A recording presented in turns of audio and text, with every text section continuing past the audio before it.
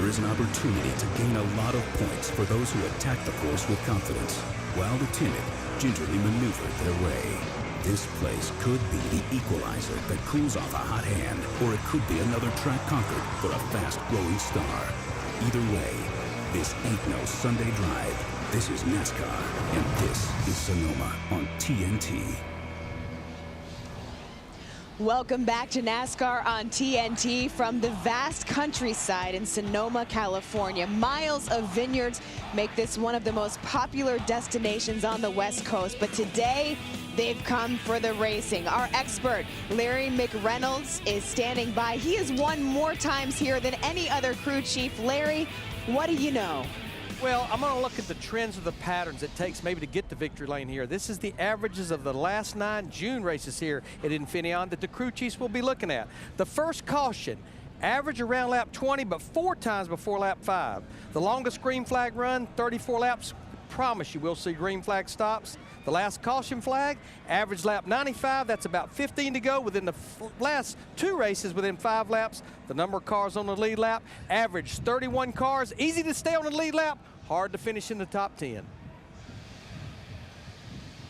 Larry Mack, with your expert's opinion, every driver would love the chance to take home a trophy from this racetrack. It is so difficult to tame, so many different turns. Anything can happen. It often comes out at the expense of another driver. Let's go trackside for the remainder of the pre-race ceremonies before we go racing. Race fans, it's time for those most famous words in motorsports. Here to give the command, please welcome our Grand Marshals, San Francisco 49er legend and 3-time Super Bowl champion, Roger Craig. And Northern California Toyota Dealer Association Board President, Henry Hansel. I don't get any cheers. No cheers from me. Ready? Gentlemen, start your engine!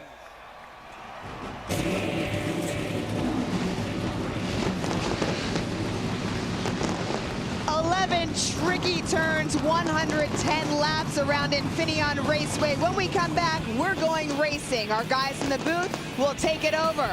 Stay with us on TNT. Road racing has been a part of NASCAR since 1954. This afternoon, 45 miles north of San Francisco in the heart of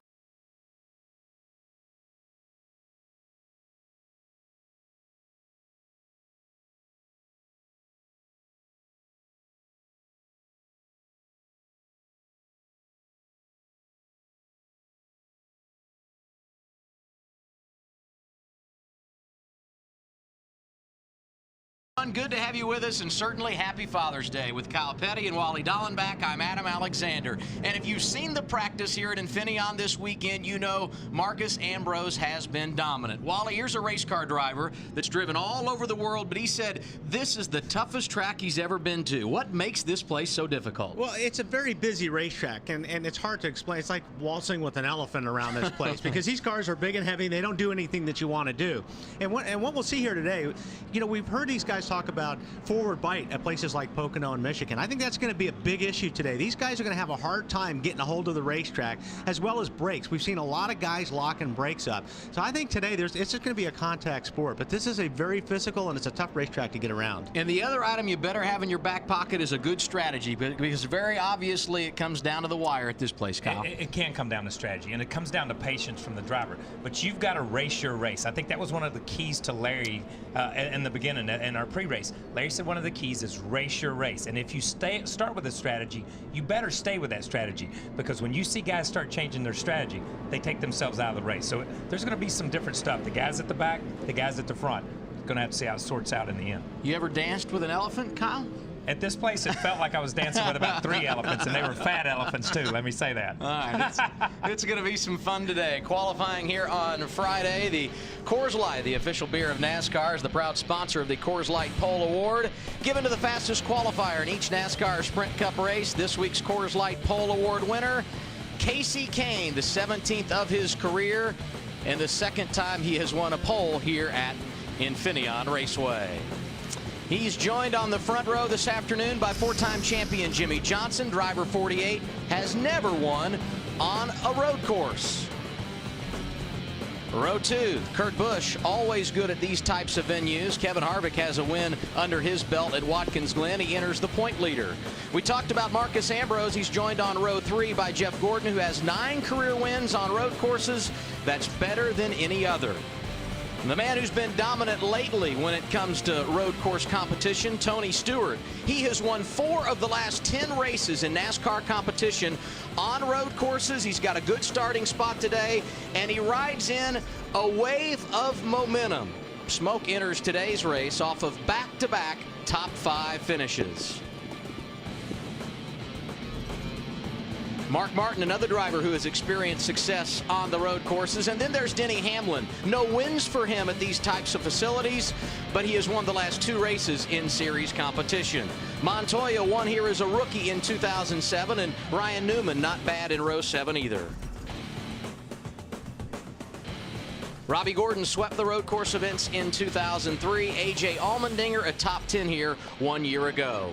We talked about the fact that Tony Stewart has a good starting spot up front and his momentum. Smoke comes in here after those 2 top 5s at Pocono and Michigan. The team is running better, and we shouldn't be surprised. This is the time of year when Tony Stewart really starts to put things together.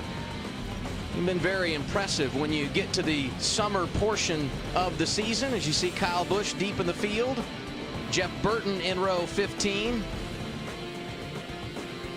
Jan Magnussen, one of the 4 road course ringers in today's race. Matt Kenseth and David Rudiman, some ground to break up today. And there's Brad Keselowski, top 5 finish yesterday in nationwide competition. He's hoping for luck in his first start here at Infineon today. Dave Blaney, shotgun on the field, rose in the 43rd position. 2 races down in our TNT Summer Series, Pocono and Michigan. 4 still to come, starting today here at Sonoma. Each different when you look at its configuration. Loudon, the flat mile. Daytona, the big super speedway with high speeds and drafting. And then Chicagoland on July 10th, a night race on the 1.5 miles. All of these racetracks have been favorable for Tony Stewart, and we mentioned the momentum he brings in. Now, if you look at a guy that's going to be versatile, Tony Stewart fits that. I mean, we're coming up on a stretch of racetracks that he's very good at. He's great this time of year. This is a really good opportunity for Tony Stewart to knock out some good finishes and get himself solid in the top 12. Yeah, the TNT races seem to fit Tony. When you look at them, there's, you start off with Pocono, which is a strange racetrack, and then you look at these other, and you end up in a road course, then a speedway, and then in Chicago, and the flat mile of New Hampshire. But the thing is, this is where Tony gets it done. This is where his workmanlike ethic and everything he does, it's just, this is the grind of the year. And Tony, when the grind comes, Tony rises to the top. And you start looking at these, Infineon 2, Loudon 2, Daytona 3, Chicago 2. That's the heart and soul of his years. And when you look at the championship, that's when he made the turn. That's when he won the championship. Last year, to stay in the chase and be contention, he made that turn right there. So this is his time of year. If he doesn't perform in this time of the year, then don't look for him towards the end of the year to pick up the pace. 9 victories over the course of the next 4 tracks for Tony Stewart, and as you saw, 33 times he has won in his career from June on. Very impressive when you look at his total of 37 career victories. Time now to take one last visit down the pit lane. We begin with Ralph Shaheen. Adam, the first time Jimmy Johnson came to Infineon Raceway, he came at the age of 15 to go through a driving school. It was actually the first time he'd ever pushed the limits on asphalt. He's never won here, but he has led 30 laps. And Matt Yoakum, he's hoping to lead the one that pays the big money here today. Ralph, our championship point leader, Kevin Harvick, he was the dominant road racer back in 2007, finishing 2nd here at Infineon, and then going on to win at Watkins Glen. I talked to Gil Martin's crew chief. He said, you can throw out history. Today is going to be all about strategy, and we've documented all the different tactics you're going to see today, fuel mileage, tires, and especially track position. But he said, our biggest advantage, Kevin Harvick behind the wheel. So smooth at every single point of this racetrack. Keep an eye on the 29. Marty? Well, Matt, no driver is hotter right now in the Sprint Cup Series than Denny Hamlin, coming off the back-to-back wins. And I talked to him about road course racing. You know, he's very underrated here at these road courses. In 8 starts on road courses, 6 top 10 finishes for Denny Hamlin. But he told me earlier this week they have purposefully de-emphasized the road course races this year because there's not a road course race in the chase, and they're focused on winning the championship. Most of these teams tested 2 or 3 times. These guys tested for 2 hours, 1 day at a road course. Mike Ford told me they don't really know what to expect today, but a top 10 for these guys would equal a win for the number 11 team. Let's go to Phil. Marty, you know, I asked Carl Edwards today if he felt like he really missed something not being here yesterday for practice while he was off winning a nationwide race in Elkhart Lake, Wisconsin. He said, I think it may have been more of an advantage because I got 50 laps of practice in at Elkhart Lake. That's way more laps than I would have got yesterday. I think it may be an advantage for me later today. He will start from the 19th position, Larry.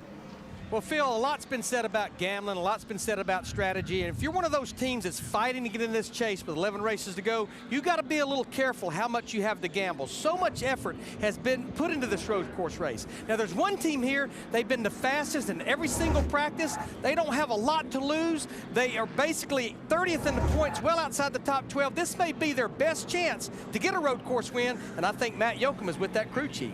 Larry Mack, it's Opportunity Sunday for the 47 team. Frankie Kerr, you're not going for the points, you're going for the win. How aggressive can you be here today in Sonoma? Well, we can be as aggressive as we want. You know, we got to watch our fuel. The tires fall off so bad here, but we're going for a win at this point in our season. We're going for it. All right, their best finish in Sprint Cup second. Remember, he won on a road course in the Nationwide Series. He's a stout road racer. Matt, now we look at our Burger King race analysis for this afternoon's event here at Sonoma. 218.9 miles. It is a 350K. 110 laps makes up that distance. 11 turns on this road course. Pit road speed 35 miles per hour. And our pit window, circle that. 38 to 42 laps. We are set to go green on a gorgeous Sunday afternoon in wine country. The front row, Casey Kane and Jimmy Johnson. Kane chooses the outside lane as we go green in the Toyota SaveMart 350. It's time to let him go.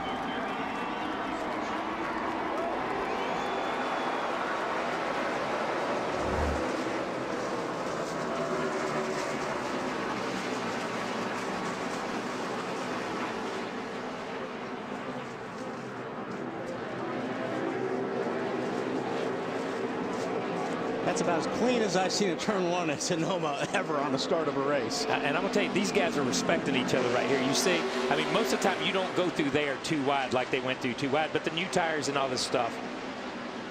Wow. This is turn 4, the first hard right-hander, Jimmy Johnson nosing out on the outside lane. But this next right-hander is a tough one. You want to be on the inside. I don't think that's going to work. How about that?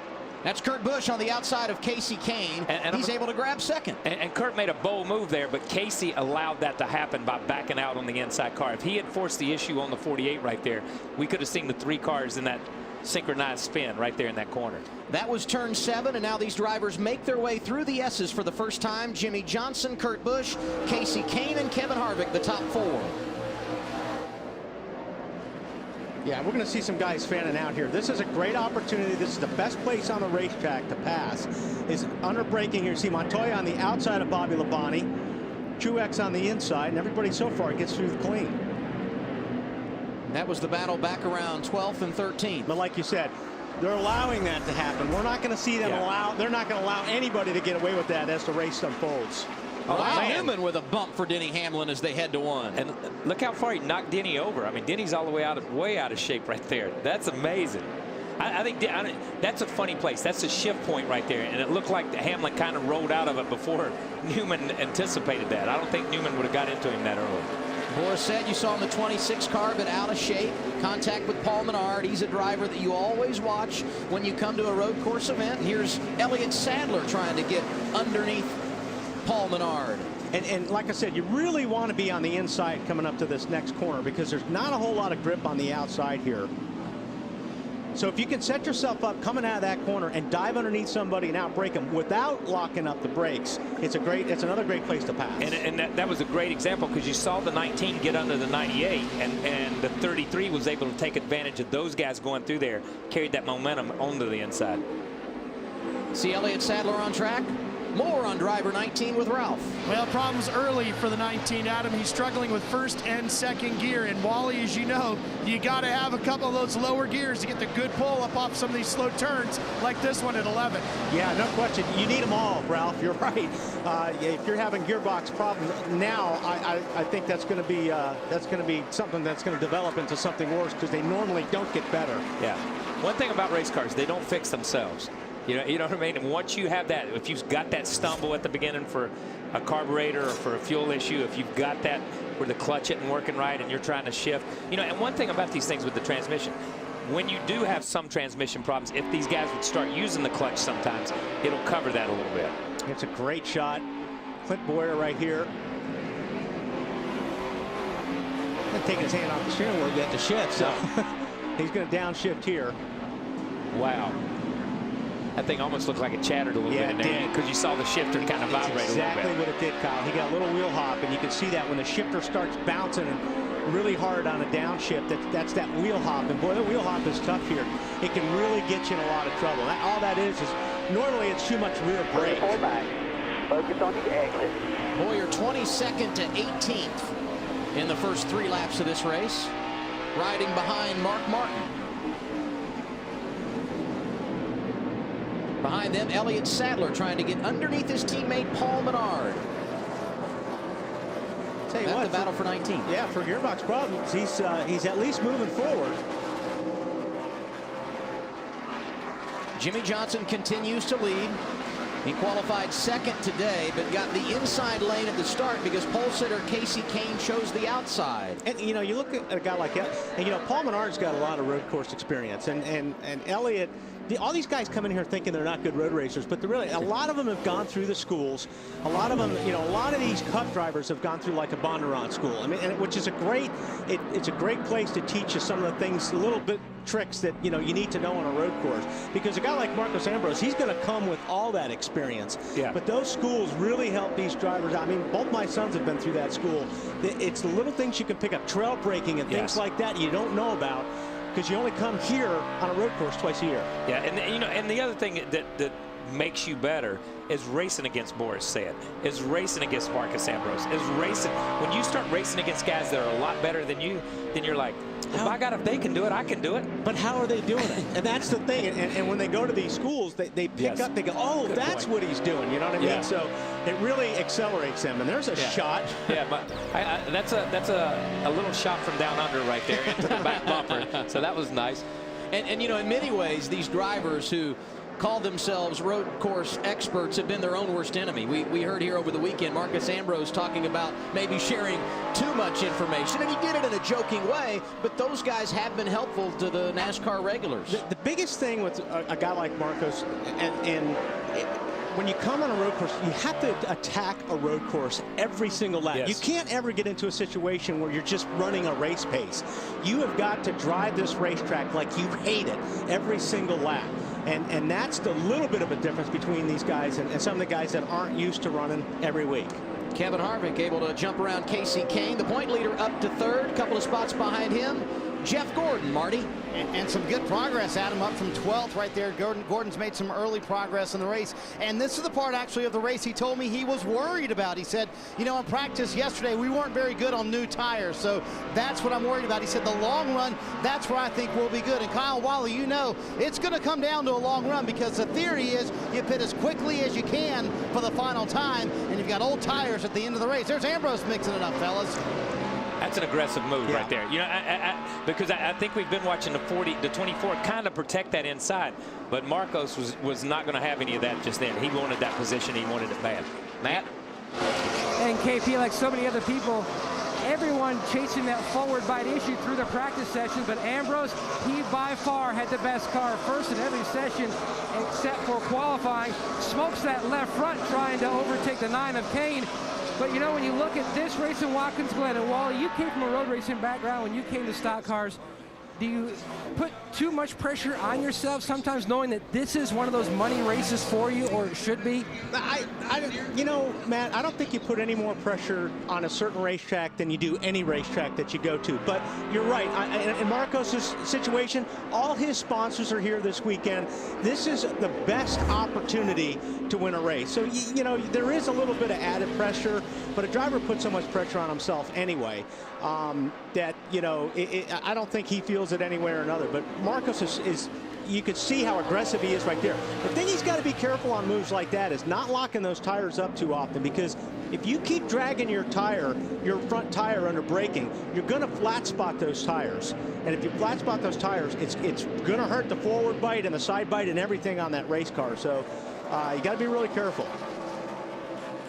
6 laps complete at Sonoma. Casey Kane on the pole, saying hello to his father on Father's Day. He currently rides in the 7th position. The Toyota SaveMart 350 on TNT is brought to you by Frost Brewed Coors Light, the world's most refreshing beer. By the all-new 2011 Super Duty, built for tough. By new Gillette Fusion Pro Glide, turn shaving into gliding and skeptics into believers. By McDonald's, I'm loving it. And by AT&T, rethink possible. One of the great venues in all of NASCAR, Infineon Raceway in Sonoma, California. We're 45 miles north of San Francisco and underway today in the Toyota SaveMart 350. And you have less than 20 laps to go to NASCAR.com/TNT Million and sign up for the $1 Million Fan Challenge. Last week at Michigan, we had a lot of contestants. We had someone pick all 10 drivers correctly, just not in the correct order. This can be done. Someone will enhance their portfolio before this summer 6-pack is over. If somebody does it here, they earn that $1 million. What do you mean here? Here. If they do it anywhere. No, but I mean impressive. here is especially hard. You're right. To play the game, visit NASCAR.com/TNT Million, and you too could win up to $1 million. If you can pick 10, you should at least get a T-shirt and a hat. Yeah. I don't care, man. A race buddy 10, shirt. Think about it, a race buddy shirt. At least a T-shirt. Think about that. I mean, that is truly amazing. And you know, this is one of those places that's a wild card, kind of like Daytona and Talladega. You never know what's going to happen on that last lap. Jimmy Johnson, the race leader, he started second today. Got around pole sitter Casey Kane on the opening lap, and he is now pulled away from second place Kurt Busch. 4.2 seconds his advantage there. And you see Greg Biffle on track. Driver 16 started 9th, and Phil, he's up to 7th in the running order. Yeah, Adam, while we were away at commercial break, he was able to get by our pole sitter Casey Kane. Greg Biffle has a couple wins in the Truck Series on road courses. 4th, his best finish here, has not said one word on the radio. The guys keep telling him your lap times are really good. You look to be a little bit quicker than Tony. Keep it up, save our stuff. A 4th place finish here a year ago, and now we have problems. Harvick. Point leader Kevin Harvick and Jamie McMurray together. No caution yet. Wow. And Harvick was running in the top 5. No, that's Boyer. Boyer. That's Boyer. That's a strange place right there, too. From the rear, the car looked exactly like the 29 of Harvick. Yeah. Both drivers pull away, and now we get our first caution of the day at lap 10. That's not a place you usually see unless somebody's forcing an issue. Yeah, that's exactly what happened. And it happened to be the 43 maybe forced the issue. Oh, it gets the 43 gets up on the curb. See the tire marks on the door there. And then the one gets hammered by the 18. 18 and turn. Oh, look at the 19 in those guys. So the 2 innocent cars in that whole deal are pointing in the wrong direction. The wrong direction. Now you ride with Clint Boyer. And watch, it's hard to see here, but right here, the 43's up on the curb. And then you see him turn him sideways. That was kind of past the curve there. Yeah, look at Busch. Kyle, heavy damage. Wow. Now we ride with McMurray. Coming off of turn 7 down to the S's. Right in front of you. Oh, he's got some damage there, doesn't he? Yeah, that's big damage. Heard the spotter say right in front of you. By the time he got that message, the damage had been done. The spotters here, this is a tough deal for a spotter to really help you in a situation like that. Oh, look at the grill on that. Yeah. You know, Kyle Busch has had a tough weekend. He started 27th. Yeah, not a good qualifying day, and he was off track twice yesterday in a happy hour. And that's why that is why qualifying is so important on a road course, because you get back there with guys you're not used to racing with and things happen. It did look like Kevin Harvick from the back. For all you Harvick fans, breathe easy. The point leader riding third. Jimmy Johnson leads under caution at Infineon.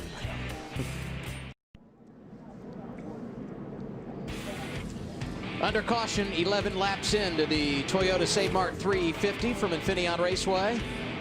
4 cars involved: Jamie McMurray, Clint Boyer, A.J. Allmendinger, and Kyle Busch. An early caution means some drivers coming to pit road. The first of those will be Juan Pablo Montoya. Phil? Juan Pablo Montoya said he needs a little bit more grip. Said the car is real tight over turn number 4. Brian Patty going to put 4 tires on this target car. Todd Berrier and Jeff Burton, big debate about whether or not they should come. Phil, the car way too loose for Burton. They're going to go down 1.5 rounds on the track bar. Todd Berrier's decision is because of tires. They think that'll play a factor. Matt? Our pole winner, Casey Kane, already going to work on the left side. His car absolutely plowing. He said his biggest issue was more on the left-handers, air pressure change, also wedge change, and they were also talking about pulling a spring rubber as well to try to help that race car early on. You see that? I wonder if Casey's got a problem there with, I don't know, maybe he just couldn't get it in gear, but it looked like he was having a hard time getting it to go in first gear. Yeah, and a lot of these guys have changed that first gear where they use it on the racetrack. Yeah, so it's long. It's such a long gear that it is hard, man. It's hard to get out of the pits, and you're just on that clutch, just grinding it. Montoya, the first off of pit road, as you saw. Wally, Kyle, you mentioned Casey Kane on the pole, falling to 7th. He pitted as well. He was the second to leave the pit lane. We'll reset the running order in a minute as they continue to work on Clint Boyer's car. It's time now for our Aflac Trivia Quiz. Aflac can help you be covered for the unexpected twists and turns of life. Aflac! Including accidents or illnesses. For the NASCAR road course at Infineon Raceway, how many turns on this racetrack? That's today's Aflac Trivia Quiz. How many turns here at Sonoma? Now, I got to warn you guys. I know. We're going to give the answer later, so just calm down. I know. Be patient, and we'll tell everyone a little later. And if you want to venture a guess at home, begin counting, because count 'em here right now. you go. A lot. And looking at that, I say 26, but some of that's out in the parking lot. You don't like that answer? I like that answer. I like that answer. A few penalties handed out here under caution. Joe Nemechek penalized by NASCAR, and also Jamie McMurray and Clint Boyer. Both those drivers, of course, involved in the accident that brought out the caution. Each were penalized for coming to pit road too soon, and one of those drivers penalized also for getting off the pit lane too quickly. Elliott Sadler, another driver that got a piece of the action a moment ago. And Kyle Busch, who came to pit road, has since taken his Toyota behind the wall. It's been a rough weekend from start to finish for Kyle. That splitter, the way it was pointed, which was up, is not good. They really got to do a lot of work on that nose and get that splitter down, because it's real important here. The restart will come at lap 13. The race leader, Jimmy Johnson, elects the outside lane. Kurt Busch on the inside, back green here in Sonoma. Wow, great start for the 48. That's the way you want to restart. It's get out in front and have that the whole turn 1 to yourself. Marcus Ambrose able to jump by Kurt Busch for second as they make their way through turn 2. You got to give a heads up. Oh, some more contact there. More contact. These guys are just clobbering each other. Looked like it was Bobby Labonte was in there. I'm not sure who else it was, but Denny Hamlin between Robbie Gordon and Juan Pablo Montoya into turn 4.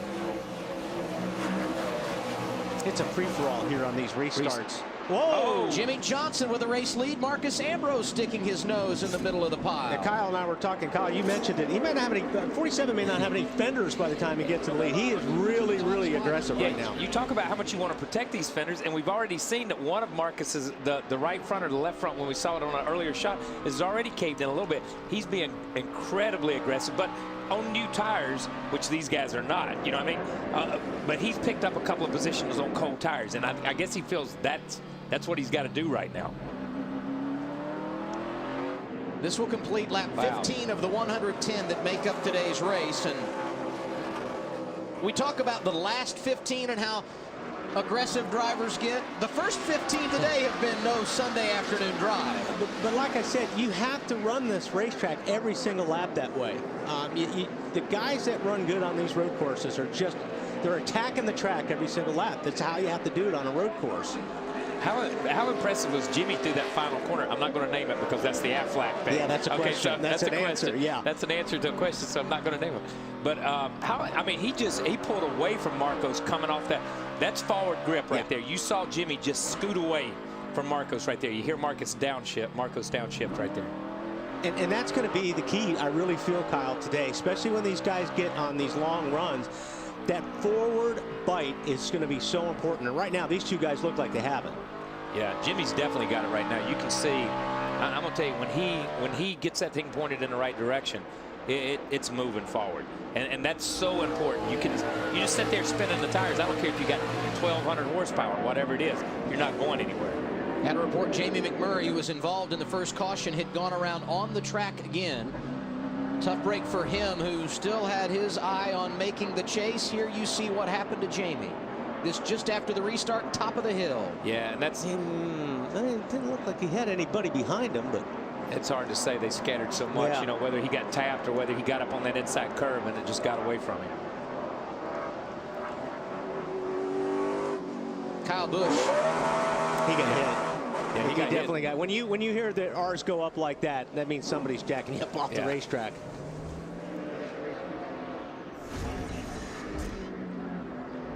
Johnson's lead 1.10 seconds over second place Marcos Ambrose, and here you see Juan Pablo Montoya. He pitted at lap 12 and already on quite a rally since we got the green flag, Larry. Well, I think this has been the story all weekend, and I also believe this may be what changes the way these guys run this race right here.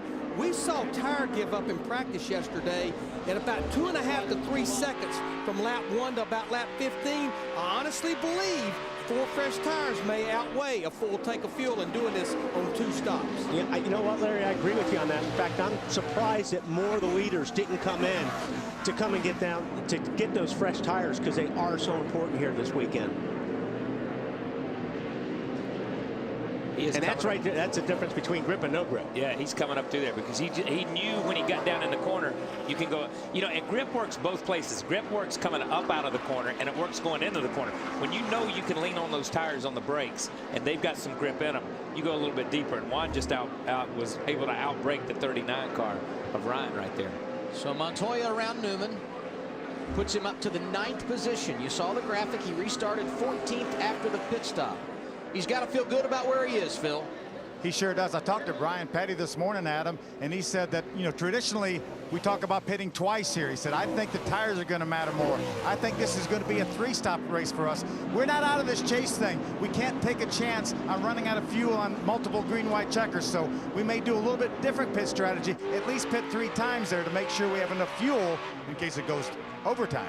And Phil, the benefit for Montoya, not only does he feel like this is a place where he can take advantage and gain some points because he has won here in the past, but we've already seen Boyer and McMurray, 2 drivers in a similar point situation trying to get into the chase, have problems today.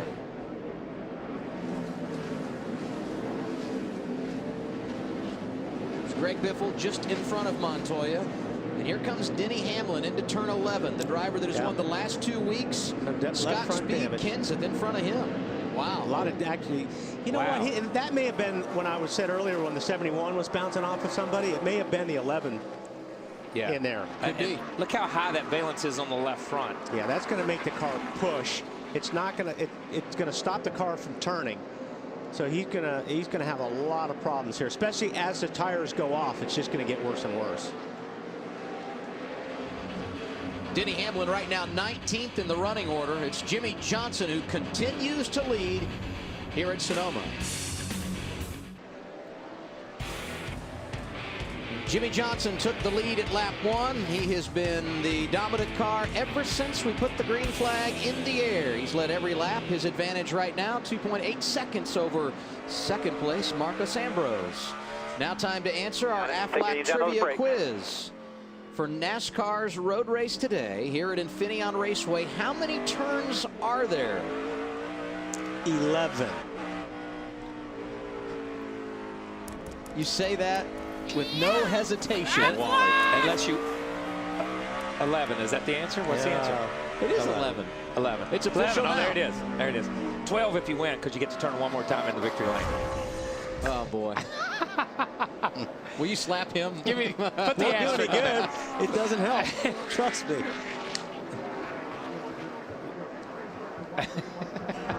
Some would say 12. Some would say 10. I rode around this track yesterday with Wally. How many? Counting the turns was the least of my concern, let me tell you. And I hate we didn't have that footage because we had it from outside the car and it looked exciting. There's Jeff Gordon. He went around Kevin Harvick while we were away, so driver 24 is up to 5th in the running order, but it's his teammate who continues to lead, Ralph.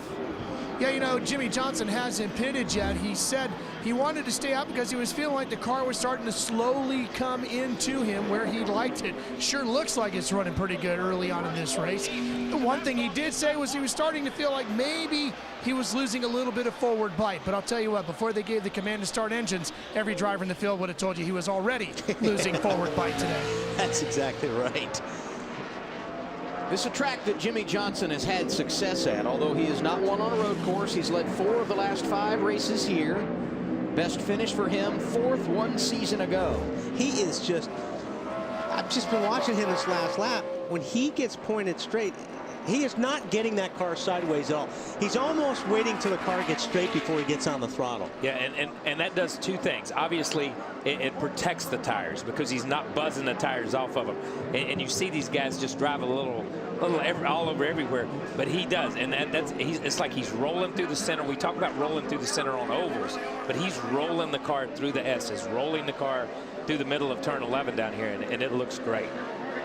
Ambrose has been aggressive in the early going. Started 6th up to 2nd, Matt Yoakum. And if you don't have Marcos Ambrose as one of your TNT $1 Million Fan Challenge picks, you've got less than 6 laps to put him down. He currently runs in the 2nd position, about 3 seconds back of leader Jimmy Johnson. He says that the car needs more side bite and a little more forward drive off. The car's loose in the S's and tight in the slow stuff. And his spotter says you're giving up way too much from the center of 2 down through turns 3A. So they're already working on air pressure, maybe one other adjustment when they make their first stop.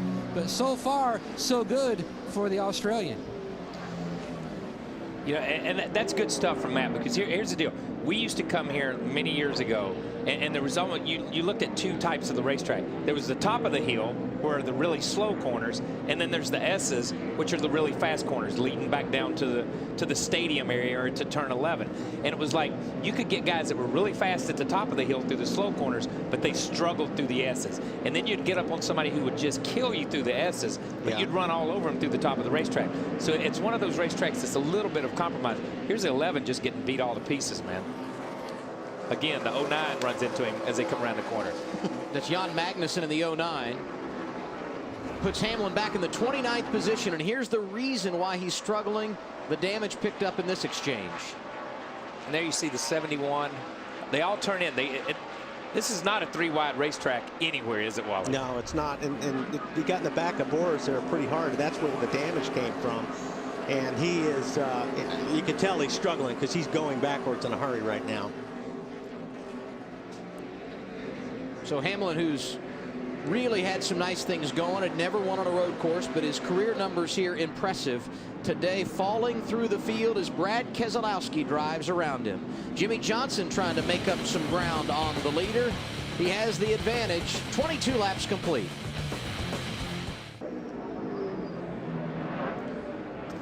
The NASCAR Sprint Cup Series rolling through wine country. Jimmy Johnson, the California kid, the only leader in today's race. And it is time to log on to NASCAR.com/TNT Million. Just a couple of laps left to go in and make or change your picks, and you could win up to $1 million. We told you earlier at Michigan 1 week ago, we had a contestant who picked all 10 of the top drivers right, just not in the correct order.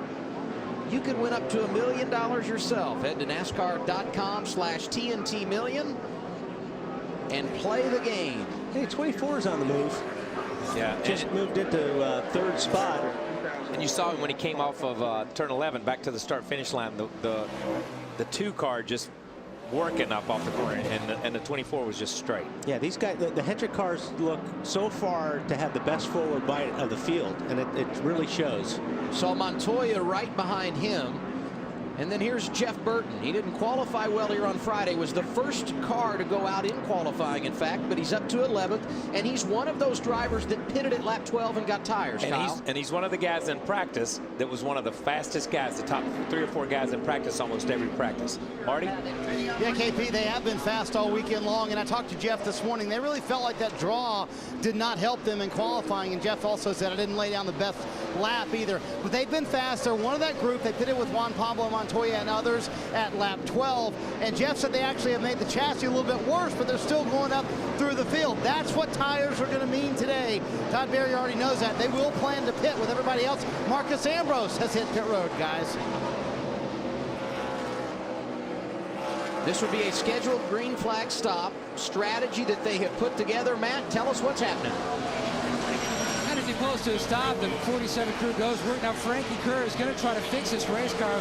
We documented the different issues at the different parts of the racetrack he's fighting, both the S's and the tight corners, how it's both a little bit tight, but he's got forward bite issues. Air pressure change as well. They were calling for a wedge adjustment. 15.9 on the first stop for Ambrose. The pit window here somewhere around 40 laps or just north of there on fuel. You pit at lap 26, a 110 lap race. That would tell you that Ambrose has to come 2 more times. Is that their thought process here, Larry? Yeah, I think we know Frankie Kerr's strategy right now with that 47 car, because the window just opened. If you want to break it down and do it in thirds, you needed to come about lap 26 or 27. Now, if we see teams go to about lap 30 to 32, we know that those teams are looking at trying to do this race on 2 pit stops. And guess who's back? TNT Race Buddy. Log on to NASCAR.com now and watch up to 4 live camera angles at once with a TNT Race Buddy Mosaic View. TNT Race Buddy on NASCAR.com. Robbie Gordon's starting to show a little bit of muscle too. I've been keeping my eye on him, and he's been picking his way up slowly but surely, but he's moving in the right direction.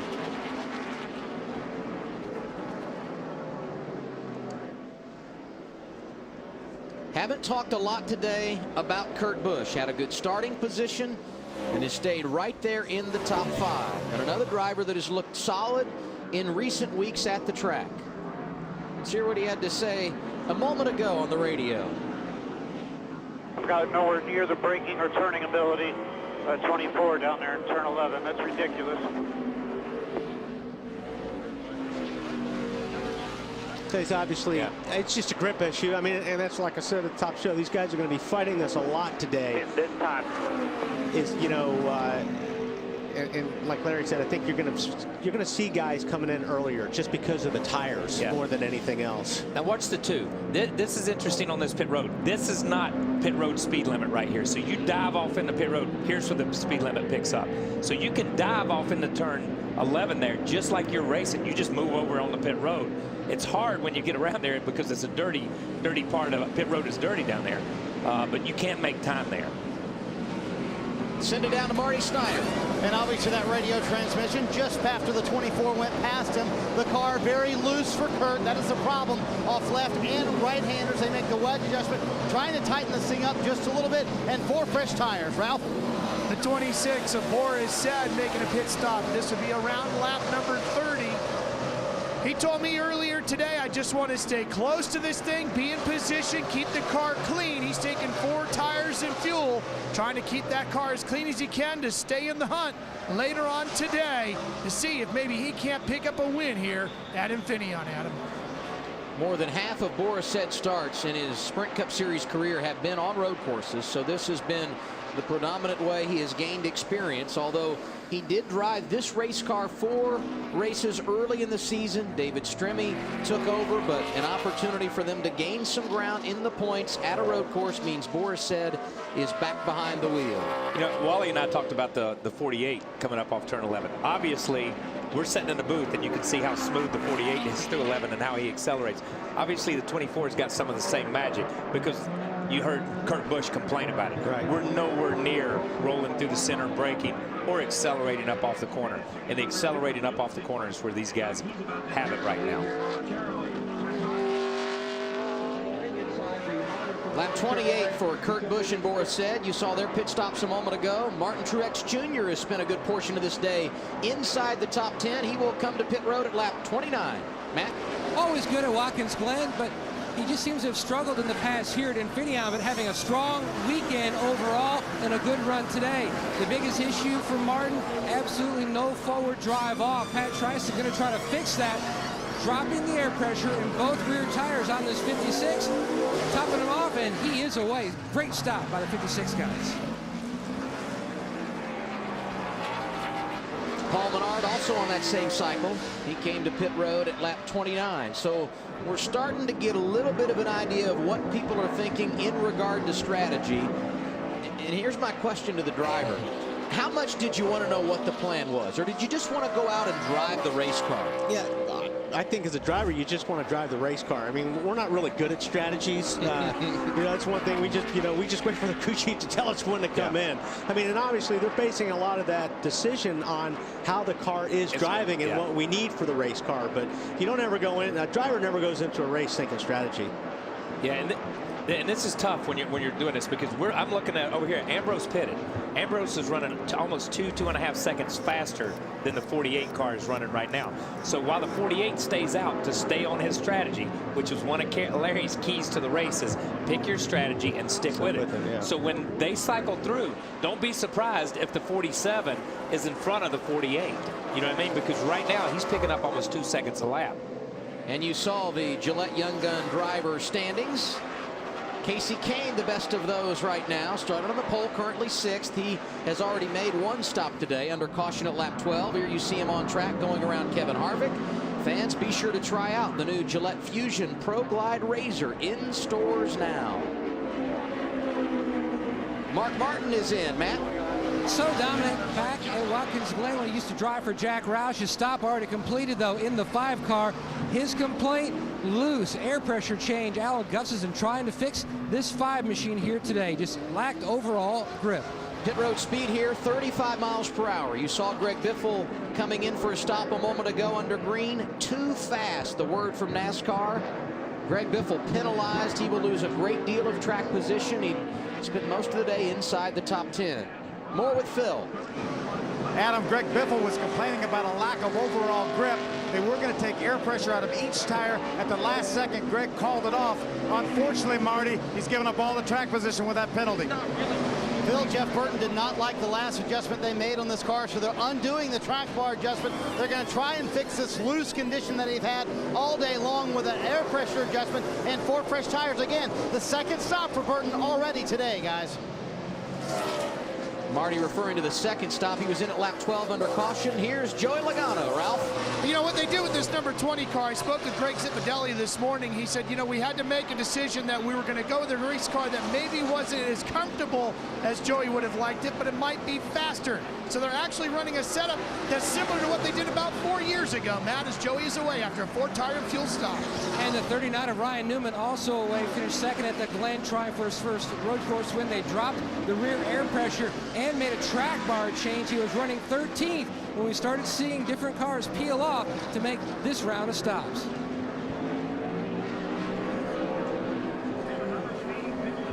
And another driver has been penalized for speeding on pit road, too fast exiting for the 71 of former series champion Bobby Labonte. A number of drivers have made their pit stops here under green. A few came under caution earlier at lap 12. Jimmy Johnson has not been to the pit lane. Neither has his teammate Jeff Gordon, who rides second right now. Juan Pablo Montoya did come down pit road at lap 12 under caution. He currently rides third. Here's Casey Kane, Matt. And Kane and the 19 making their second stop on pit road, still battling just the tight condition, making another air pressure change as well on the 9. Meanwhile, our championship point leader, Kevin Harvick, he is in. He just needs a little bit of help on exit route. Gil Martin went down on the air air pressure on both rear tires. And here comes Dale Earnhardt Jr. He pulls into his pit box, which was pretty slippery from some fuel and oil left on the ground. He's looking for forward bite. Car's a little bit loose. 4 tires and fuel. The call from crew chief Lance McGrew for the 88 of Dale Earnhardt Jr. I tell you, Wally, here's another driver that has got the door opened up a little bit in regard to points. We talked about Boyer having his issues earlier. If Earnhardt Jr. can just have a nice day, he doesn't have to go out and try to win the race, he can really make a move in the standings again. Dale Earnhardt Jr. exiting at lap 33. Here comes Montoya for his second stop, Phil. Yeah, lap 33, Adam. No changes on this target car. Brian Patty said your laps are as good as anybody out there, Marty. Jeff Gordon tying up the right-handers loose off the fast corners. They're going to do a wedge adjustment to tighten them on the right-handers, and they're going to do an air pressure adjustment to fix the loose exit off the other corners. 4 tires and fuel for Gordon, who ran in the top 5 that entire run, Adam. He was second when he elected to come down pit road, riding behind his teammate Jimmy Johnson. Has led every lap here today. Wow, look at this. Now, there's a big difference in pit road speeds right there. Somebody's... Yes, there is. That's going to be interesting to see both those guys. Wow. Because actually Montoya passed him on pit lane. Road. Yeah, and you know Jeff's screaming on the radio. Yeah. Hey, you know, do we have a wrong reading? Do we have a wrong reading? You know, that'll be interesting to see if anything comes out. Because if Montoya does not get a penalty, then Jeff knows his number's off. Yeah, and you set those on the pace lap. You know, behind the pace car, you set the pit road speed there. And there's our leader hitting pit road. I don't think I would touch anything on that car. 4 tires and fuel. First stop of the day at lap 34, Ralph. That was about the most uneventful first 34 laps I've ever seen a leader have. So calm, cool, collected on the radio, but all the way around the team, no changes as you would expect. 4 tires and fuel, no worries with this crew. Away he goes. And that was just solid right there. We've seen them have some glitches and some hiccups a little bit. That was a solid stop by that team. Tony Stewart, the new race leader. And Smoke has not yet made a pit stop. Now, there are some drivers behind him who have not made a pit stop here under green, but those are the drivers that came in under that only caution at lap 12. And here's Denny Hamlin, Marty. Finally here, and Mike Ford and Denny Hamlin had a very long conversation about how they could fix the left front of this race car, Adam. Mike told Denny the only way we can do it correctly is under caution. So on this stop, they won't be able to do much with it. They're going to try and bang it down with their hands as best they can. It is still secure. You see the NASCAR official with a thumbs up saying everything's okay. The hood pins are still in, but clearly that hurting Denny Hamlin's speed a bunch. It does, and I think a great call by Mike Ford and those guys to say we can't fix it under green. We got to do it under caution.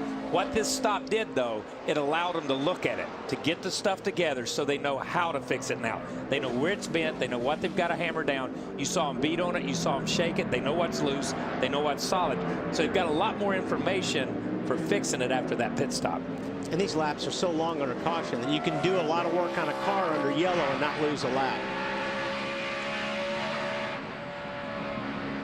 Tony Stewart has scored more points in road course races over the last 5 years than any other driver. 10 races in that span. He's won 4 of them. More top 5s, more top 10s. He's led more laps.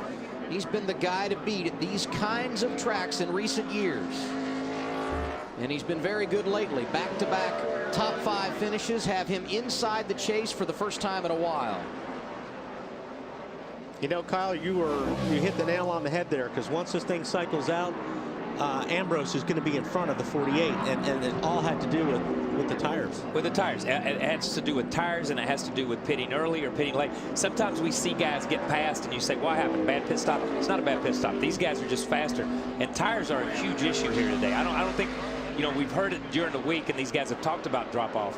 But, I mean, as fast as these things are when they're new, you can't afford to let a guy run too many laps, because you can have 4 seconds on him, and it's evaporated in 2 laps around here. If you're 2 seconds a lap faster in 4 or 5 laps, that's a ton. I mean, you know, it's 10 seconds you're going to gain on somebody. And we laugh about it all the time as we see the 14 come down pit road. The best place for a driver to pass is on pit road. Yeah, let your crew help you, man. Let those guys make a strategy and let them help you make it easier for you. Tony Stewart going to come down the pit lane for the first time this afternoon. under green at lap 35. Let's follow the stop. Marty Snyder. Yeah, last of the leaders, Adam, and Darian Grubb and I talked this morning. This means they may pit last on that second stop as well, meaning a little bit fresher tires. 4 tires for Stewart, who wanted no chassis changes. Phil? Marty Carl Edwards came in on lap number 12 for his first stop. This stop, a little bit of an air pressure adjustment. 4 tires for the Aflac Ford. Edwards a winner yesterday in Wisconsin at Road America, NASCAR Nationwide Series competition. It was his second consecutive road course win in that series. And now our leader, Matthias Ekstrom. First Sprint Cup Series start here today. He pitted at lap 12. When things cycle through, it should be Marcus Ambrose back out front. You're watching NASCAR on TNT. You're watching live coverage of the Toyota SaveMart 350 from Infineon Raceway in Sonoma, California. NASCAR fans, your vote helped determine last week's rank from Michigan. Jeff Gordon is currently in the lead with Dale Jr. and Jimmy Johnson right behind. Be sure to cast your vote for the AT&T Fastest Pit Crew. You can do so from your AT&T phone. Text the car number to 2258. For the crew you think is the fastest and most valuable, TNT will reveal the standings each week, so make sure to vote. The AT&T Fastest Pit Crew of the Year award brought to you by AT&T, the nation's fastest 3G network. You saw Jeff Gordon on our AT&T watch there. Here he is leaving pit road moments ago. Wally, you and Kyle talked about it. Montoya passing him on the pit lane. So what did Gordon say? Did that 42 just pass my on pit road? Yeah, you know, these guys set it. They can figure out how to set what RPMs you are and what gear for pit road speed. And that's probably a more accurate way to do it for the team to do that. Because, as you know, Kyle, sometimes when you're trying to do it behind a pace car, it stacks up and you never get a really good reading. Yeah, we always used to do it behind the pace car. Now these teams, they take the gear ratio, they take the transmission ratio, whether you're in first gear or second gear, and they give the driver an RPM band. Jeff said, they reported earlier that Jeff had said, man, when I was out there behind the pace car, the red light was on, which meant he was over that band, whatever he thought. So Jeff backed it down. It was not that the 42 was speeding. It's Jeff's RPM band is wrong. Don't look for that to happen again, because he's going to pick that RPM band up because he thinks it's 3,900, 4,000, 4,100, whatever that number may be. That's just a miscalculation. Jeff didn't want to get caught early and take himself out of the race. So he did the right thing. They'll refigure it. They'll give him another number, and he'll go from there. Matthias Ekstrom continues to lead this race, but the battle for second heating up. We told you Marcus Ambrose pitted earlier than Jimmy Johnson. They run second and third. Ambrose actually got around Johnson in that cycle of green flag pit stops. I'll tell you what, that 48 has got some forward grip. Yeah, it's got some forward bite, and that's where he's killing the 47 right now, is when he puts his foot down on the gas, which is just a little bit earlier than the 47, he's got the grip. And I mean, you know, he just made it look easy, and Marcos is not an easy guy to pass on a road course. No, and we've seen Marcos be incredibly. Jimmy just run up behind him, went left, went right, and then just drove right by. Right there, him. you see that right there's the shot right there. When you, as soon as you accelerate, that 48 car yanks the 47 car, you know, a car, 2 car lengths, and that is where they are so good. Marcus Ambrose made his green flag pit stop at lap 26. Johnson came in at lap 34, so his tires are a bit fresher. Matthias Ekstrom continues to lead the field in Northern California. The Toyota SaveMart 350 on TNT is brought to you by AT&T. Rethink possible. By Progressive, making it easier to buy car insurance. By the Home Depot, more saving, more doing. That's the power of the Home Depot. By Dish Network, why would you ever pay more? By Coca-Cola, open a Coke and enjoy the race. Open happiness. And by Sprint, proud sponsor of the NASCAR Sprint Cup Series. We have a good news, bad news situation in Sonoma, California. The good news for Jimmy Johnson, who leads. The bad news for Denny Hamlin. That's some driving right there. They'll clear by 10. He's got to be driving out the driver's window. Yeah, okay. Here's what happens here, and we'll look. Obviously, when he came down pit road, he's doing, I can't believe he's keeping this thing on the racetrack right now. Maybe his spotter's talking him around, but he's doing a great job. And he's still carrying some speed, man. But let's go back to the pit stop here. If you see the pit stop, he comes down pit road, and when the NASCAR official reaches up under that, I want you to see the NASCAR official when he walks over to the grill, or to the hood. He'll walk over and he'll flop it. Watch how much it moves up and down when he walks over and he grabs the hood. They go to the other side. The NASCAR official's right here. He'll walk in. You see him push it down. Watch him lift it up. Look how much that moved up and down. It got so much air up under it that it sheared those hood pins. There's nothing he could do about it. The official checked it. It was right. But you carry so much speed around this place that this is what happens because you couldn't fix it under green. Now they've got to come back in under green. Hood's wiped out. They can't get the hinges down. Look at them shearing them. They've got bolt cutters cutting the hood hinges right here just to get it to drop back down. And once you lose one pin, once you lose one, you lose them all. They're going to shear eventually. Yeah. It's just the force of that much air at 120, at 140, just getting up under there. It just balloons it up like a tarp. Hamlin started 11th today, and there was optimism in that camp. Didn't work out for him. He's outside the top 30, and the problems continue. The new race leader, as we told you when we returned from break, Jimmy Johnson, got around Matthias Ekstrom, as did Marcus Ambrose. They run 1-2. Now, look at this is an interesting shot. If you look at the seat here, these guys really do a good job on their seats to try to keep them in the cars. And that's Casey. And then you look at Robbie's seat. Robbie's got his seat cut out way more over here where his elbows can swing a lot more. And I looked at a lot of seats this morning, and Robbie's seat was the most cut out seat I've seen in anybody in that garage area. And I think that's, just gives him a lot more area to swing his elbows and stuff. And it looked like he's passing the 14 there to the inside. What you saw at the window, you saw him giving a little wave as he goes by him. But when you look at it, Robbie's got an old school seat. It almost looks like what we used to run, what guys used to run. And then you look at the feet, really different. Robbie's feet are way high on the pedals. And I can see that on the brake pedal because the strongest part of your foot is down lower, and you want a lot of pressure on the brake.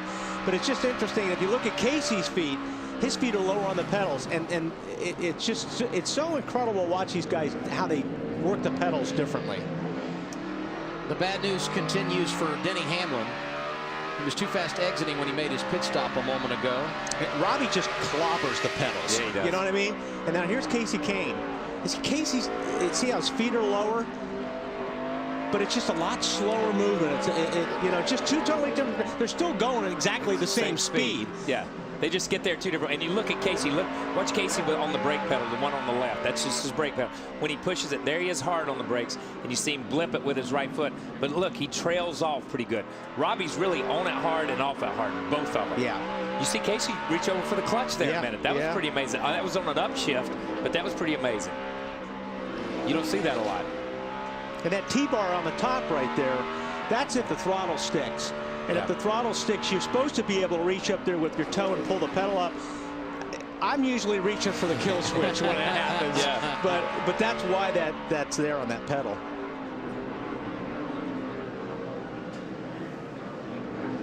So we look at some of the comforts of what we see on track today. And for more on today's Haynes Comfort Zone, let's hear from Larry McReynolds. Well, look right here. This is a car from back in the mid-'80s, the 11 car of Darrell Walter. But I want you just to look at the cockpit of this race car. Look at the seat. Look at the steering wheel. Look how much room that Darrell had in that race car. But now we're going to spin ahead to 2010.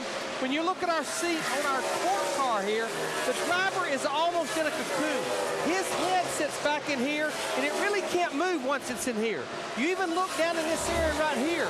His legs are supported. He's just sitting in this little cocoon here where nothing can happen to him on a hard impact. If you go and look at some of the impacts that drivers have had, one of the reasons they stayed safe, yes, safer barriers, head and neck restraint devices, but mainly because of this seat and leg support system. Even if you go back in the day, steering wheels were bolted on. Today, they have this quick release that lets it go on, lets it come off. That's a safety item as well, guys. And another reason for all that stuff, it definitely safety's first, but it also holds you in the car. It holds you in place because you know, you can go around and run a couple laps and everything's fine. But after you've been in these cars for 25, 30 laps, you start falling out of the seat, literally. Yeah, and I'll say this. When I first started driving, the King said this: steering wheel's for steering, not for hanging on to. Don't hold yourself in the car with the steering wheel. Yeah. If you find you are, move your seat around and work on the car. I think Jimmy Johnson's comfortable right now. He's out front. His lead 2.3 seconds over second place Marcus Ambrose. Race 16 for the Sprint Cup Series in 2010. Making left and right hand turns through wine country. Welcome back to the Toyota SaveMart 350 with Kyle Petty and Wally Dallenbach. I'm Adam Alexander. Jimmy Johnson has been solid all day long. He leads Marcus Ambrose by 3.4 seconds. We go through the field, beginning with Ralph Shaheen. Well, absolutely nothing has changed with the 48. He's out front and he's dominating. They just keep telling him, be smooth, go easy on the tires, keep an eye on the fuel, save us as much as you can when you can. And if Larry McReynolds' numbers are right, he pitted around lap 34. So, Matt, he could be on a two-stop run here today. Ralph, a very solid run by corporate teammates Marcos Ambrose in the 47 and Martin Truex in the 56. Ambrose, when he was passed by Jimmy Johnson, Keith Mike told Frankie Kerr, definitely need more wedge, which we did on the first stop. Also, he wants to throw in possibly a big spring rubber in the left rear to try to help more with forward bite. Meanwhile, the 56 of Truex back on lap 49 moved into third. Solid drive so far. On exit, needs a little more help. They made an air pressure change in the last stop. He says the car is better. Marty. Matt, Jeff Gordon sitting back there in the fourth position. He said they did not fix his biggest issue, which is tight on all the right-hand turns. Steve Letarte simply said, I'll make a bigger adjustment next time. Remember, Gordon much better at the end of these runs. So the longer they go, the more Gordon's able to move up through the field, Phil. Marty, Juan Montoya pitted on lap number 12. They put 4 tires on it and took a round of wedge out of it. He's a little bit tight in turn 4. They came back in lap 33, 4 tires and absolutely no changes, Marty. Behind Montoya is Kurt Busch in the 6th position. Not happy with his car. The place he's getting beaten the most is entry in the corner, especially top of the hill, turn 4 and turn 7. That's where he's getting beaten. In a road course, you can't be beaten into the corner. Another problem to keep in mind, on restarts, the car starts to sputter. Matt?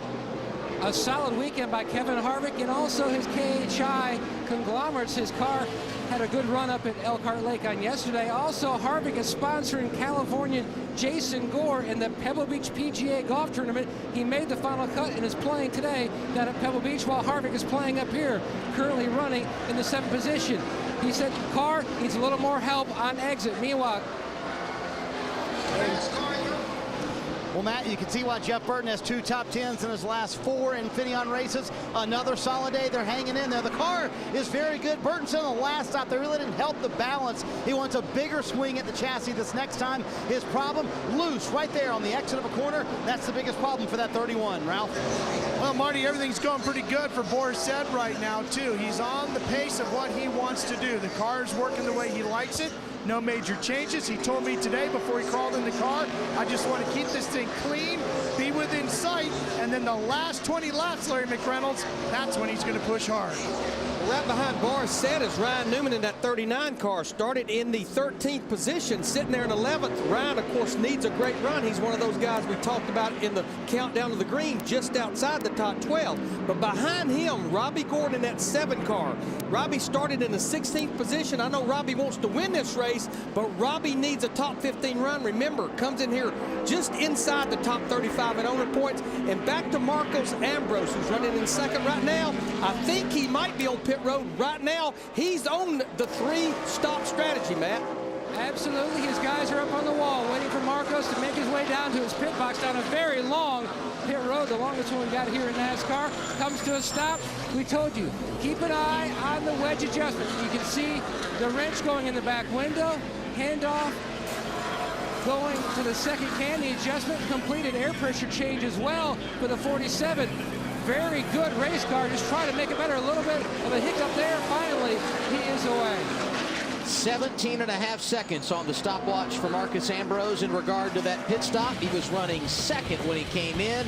Everyone chasing Jimmy Johnson. He leads with 52 complete.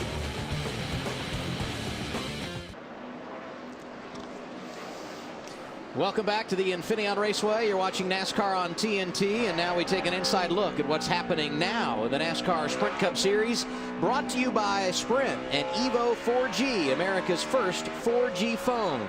Kevin Harvick entered the point leader. He's been good today, currently riding 6th. And our fastest lap of the day, Jimmy Johnson. He is the race leader. For more NASCAR stats and live in-car audio, check out NASCAR Sprint Cup Mobile and the new Evo, only from Sprint, at sprint.com/speed. Hendrick Motorsports has won on a road course 14 different times. Jimmy Johnson has been the guy here today after starting on the front row and grabbing the early lead. No one has had anything for driver 48. But guys, in our countdown to green earlier this afternoon, we talked a lot about Joe Gibbs Racing and how good they have been in recent weeks. Denny Hamlin, of course, winning the last 2 races. Kyle Busch, very good in the points. He's been successful. Not a good day for JGR this afternoon. Yeah, I think, we talked about it too, about the races coming up. There's some different racetracks. It could really shake things up because you've got the road course, and then you've got New Hampshire, flat 1 mile. Then you've got Daytona. Anything can happen in a restrictor plate race. So these next 4 races, I think, are really key on getting through it with as many points as you can. Yeah, and I'm going to tell you something. I don't know what this 48 team and the 24, looking at them here, the way they're accelerating off the corner. But when you start looking at a Loudon that gets hot and slick and accelerating up, if they can carry this over to there, right, they'll be incredible by the time we get to Loudon.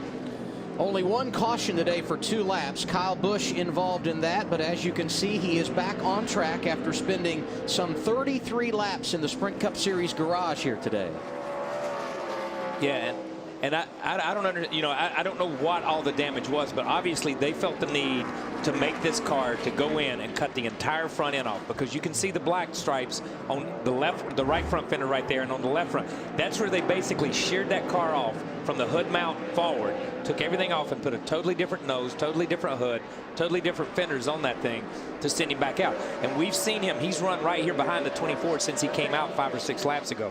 We were having some other issues, and we didn't tell everybody when he came back out because we were watching the 11 and watching some of the other stuff. But they fixed this car.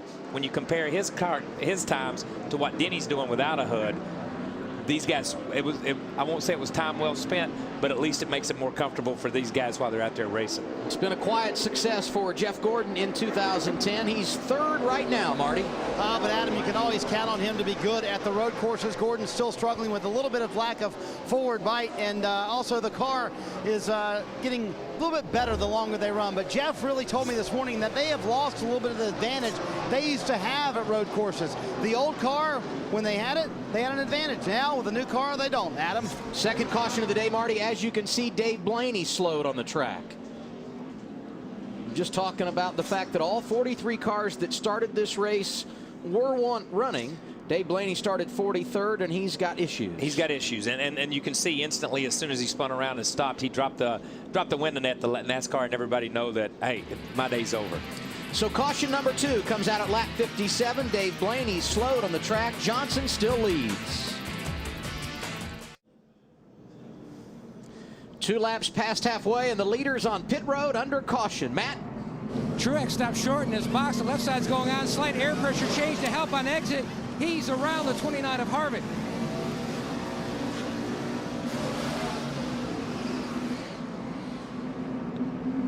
See, Jimmy Johnson had made his pit stop and appeared to be the first to leave pit road.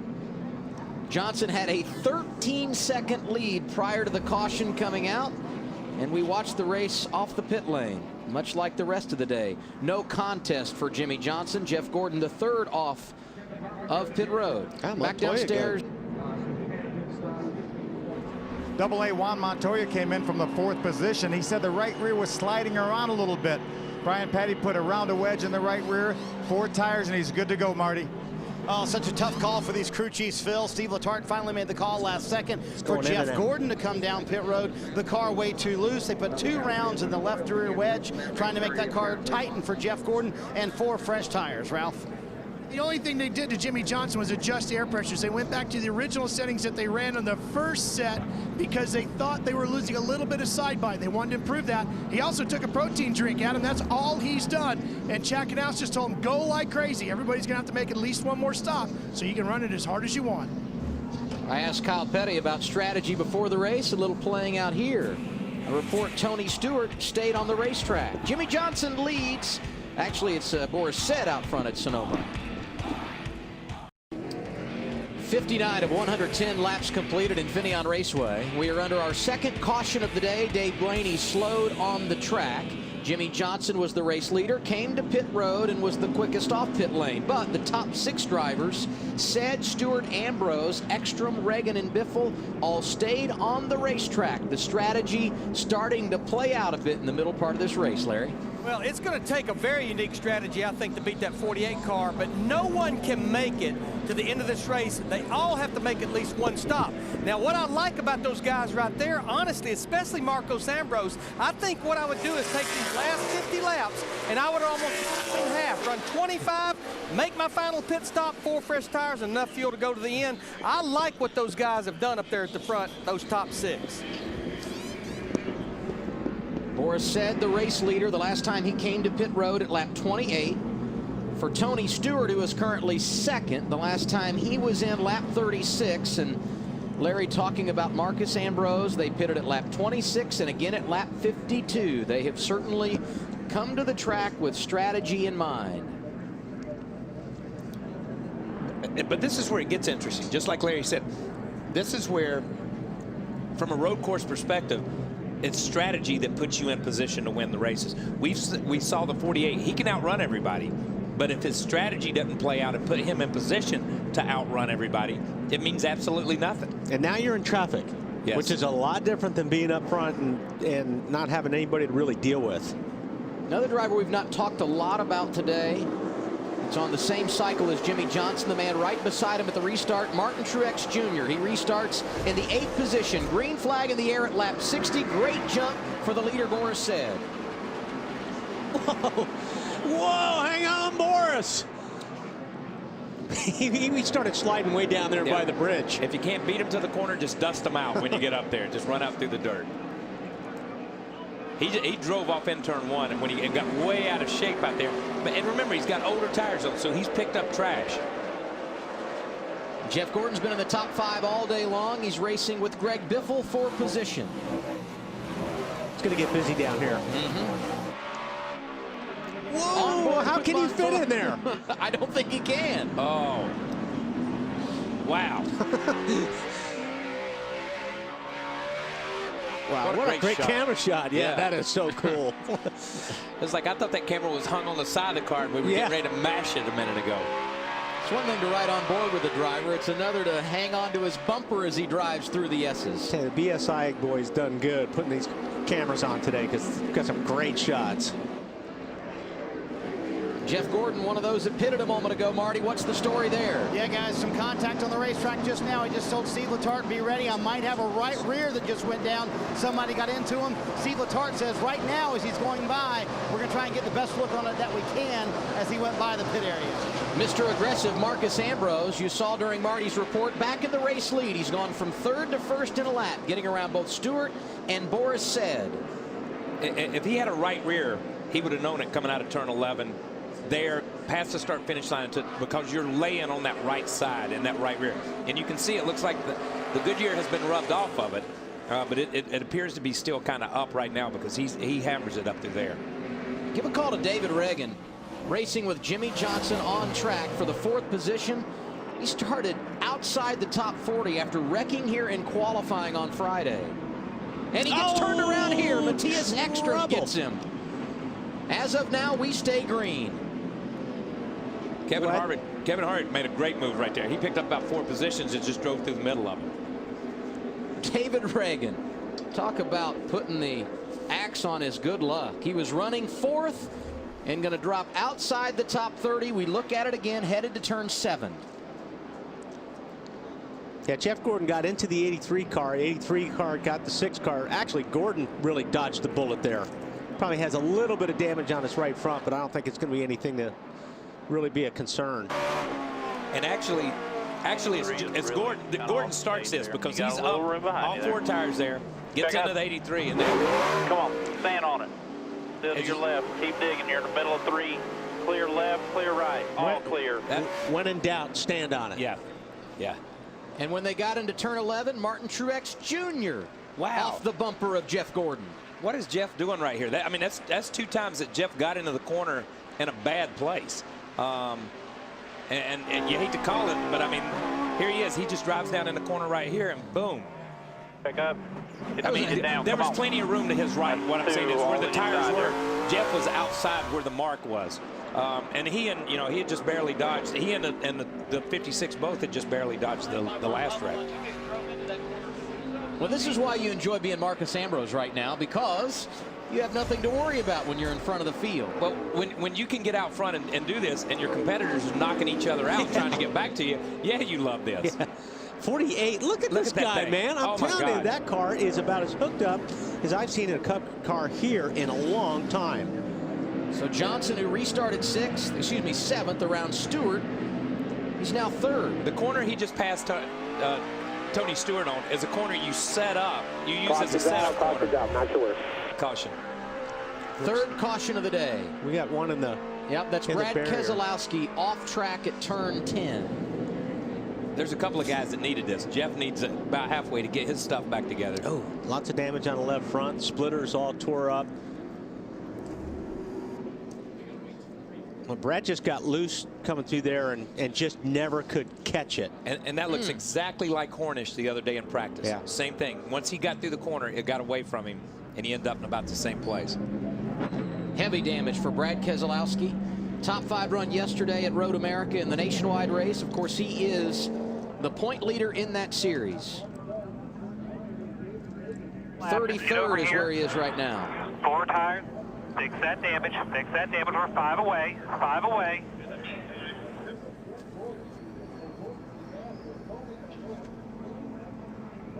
You can see how it's caved in on the top. It's where you get up under the tires. You know what I mean? Which is. Remember the splitters, that's the big thing right there. All that other stuff is one thing, but that splitter sticking up there in the left front. The splitter is a piece, that you just give up all your downforce. Yeah. You know, used to with the Cup cars, everybody was worried about your fenders being out, your fenders being for the downforce. Now all that downforce is right there. Brad Keselowski on pit road, a victim of the road course at Sonoma. Marcus Ambrose, your race leader.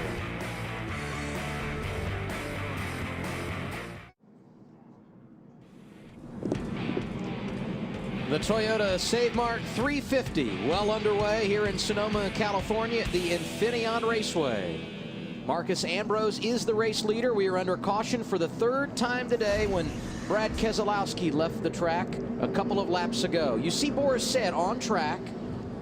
He's currently scored in the 2nd position. He's an outstanding road racer, but communication is key when it comes to strategy. If they're not going, pit. No, they're all going. Should I go or stay? Damn it, Frank. I've got to tell me more clearly. I just stayed out. Everybody pitted.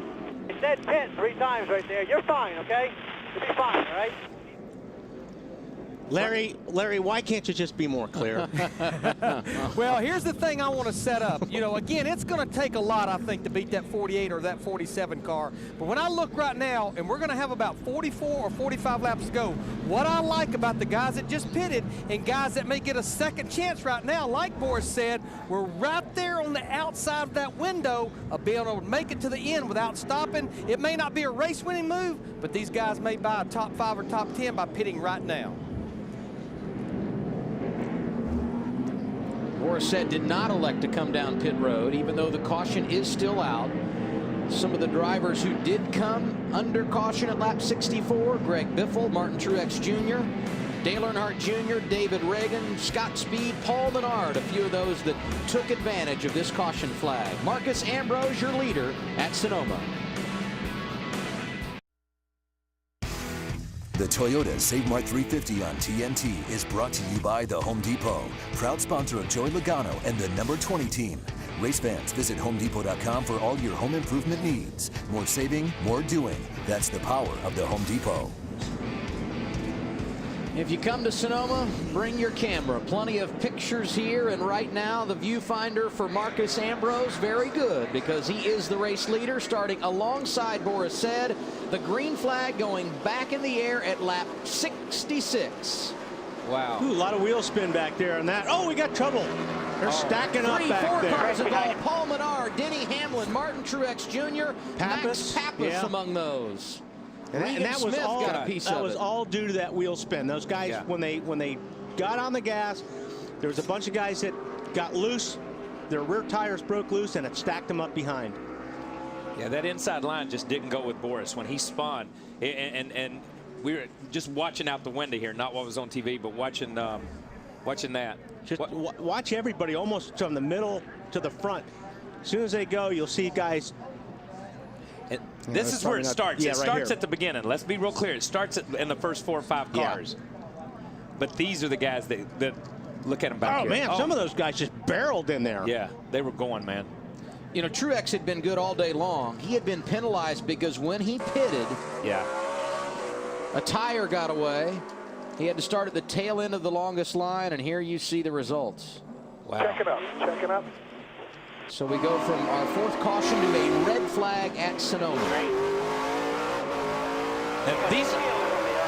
That bumper camera, is that one? He just said I got killed from behind. I think that was one. These guys, that's at the front of the pack, and that just, it's the accordion effect that everybody talks about. You see it on the highway, you see it at stop signs, you see it at stop lights, man. You see it everywhere. This is why I feel Truex had a great day running, and then got spun and got put in that position. Most drivers have driven away. Martin Truex Jr. has climbed from his car. Safety workers at the machine of Sam Hornish Jr. back in a moment. NASCAR on TNT, happy to be bringing you live coverage of the Toyota SaveMart 350 from Infineon Raceway. We had just cleaned up our 3rd caution of the day. The restart has left a big-time bunch of debris on the front straightaway. Martin Truex Jr.'s car still sitting idle. And as we sit here under the red flag, we take you to today's Verizon Race Summary. 6 leaders today. There have been 7 lead changes. Our average speed, 77.178 miles per hour. And there have been 4 cautions for a total of 6 laps. One more time, we check out the last restart. And while we were in break, Wally, you and Kyle both making note of some different things that happened back in the pack. It started at the 42, the 83, 42, and 2, and that's where those guys had trouble. But the guys in the back were going. These guys in the back, as you see that bunch up, you see these guys, they're coming, they're still on the gas. These guys back here, we're following the front, but as you follow the back, you watch this. Right as we come around the corner here, if you look at the 42 of one, the 83, and the 2 of Kyle or Kurt Busch, watch those 3 cars kind of bounce off each other way back here. This is right back here at the turn. Watch the 42 accelerate into the back of the 83. Boom, right there, he hits him. Then he's out of shape. Then you see these guys in the outside line trying to dodge stuff. And then you see all these guys, they're coming. These guys are on the gas right here. And you can't really see around that corner. No. So when they say green, green, green, you hammer it, and you come around the corner, and then all of a sudden these guys are stopped. Ready? This is one. Listen to the spot. Listen to the audio here, too. Boom. Ready, green. I got killed from behind. See, and one just said, I got killed from behind. He runs into the back of that car, but at the same time, he's getting hit from the back. So it's absolutely a chain reaction. So it was Kurt Busch that got into the tail end of Juan Pablo Montoya. Matthias Ekstrom was the 83 car right in front of Montoya. And it was not his fault or anybody's. Here's what amazed me about this wreck. I want you to see where the wreck ended up, all the way down here past the start-finish line. It started down here. Remember, these guys are only in 1st and 2nd gear. That's how much speed they carry on a restart, that they carried these cars all the way down almost the full length of the straightaway, just running into each other. So as we clean it up, Marcus Ambrose is the leader. They got to be happy in his camp, Matt. All smiles here. And Frankie Kerr, at one point, you guys had debated pitting under that last caution. That would have put you back in that mess. Yeah, well, just a little bit. We thought about it, but we're going to stick to our game plan that we started the day with and continue on it. And so far, it's working out okay. So where are you looking at the final window here of when we'll see that 47 on pit road?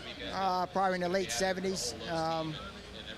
We're going to make one more adjustment and see if we can't beat that 48 car. All right, good luck. Thank you. it's difficult to... Ralph? Matt, I'm over here with another Frankie Stoddard, crew chief of the number 26 aboard his set. All right, Frankie, how close are you on pit stops? What's your strategy? Well, it depends on how many more cautions we get. The way these guys are wrecking, we might just stay out till the end, but we'll probably come in another 7, 8 laps and see if we can get some fuel and tires in this air guard car and have a shot at it. We heard you guys battering back and forth a little bit on the radio about when to pit. He didn't think you gave him clear enough instructions. How hard do you guys work on that sort of thing?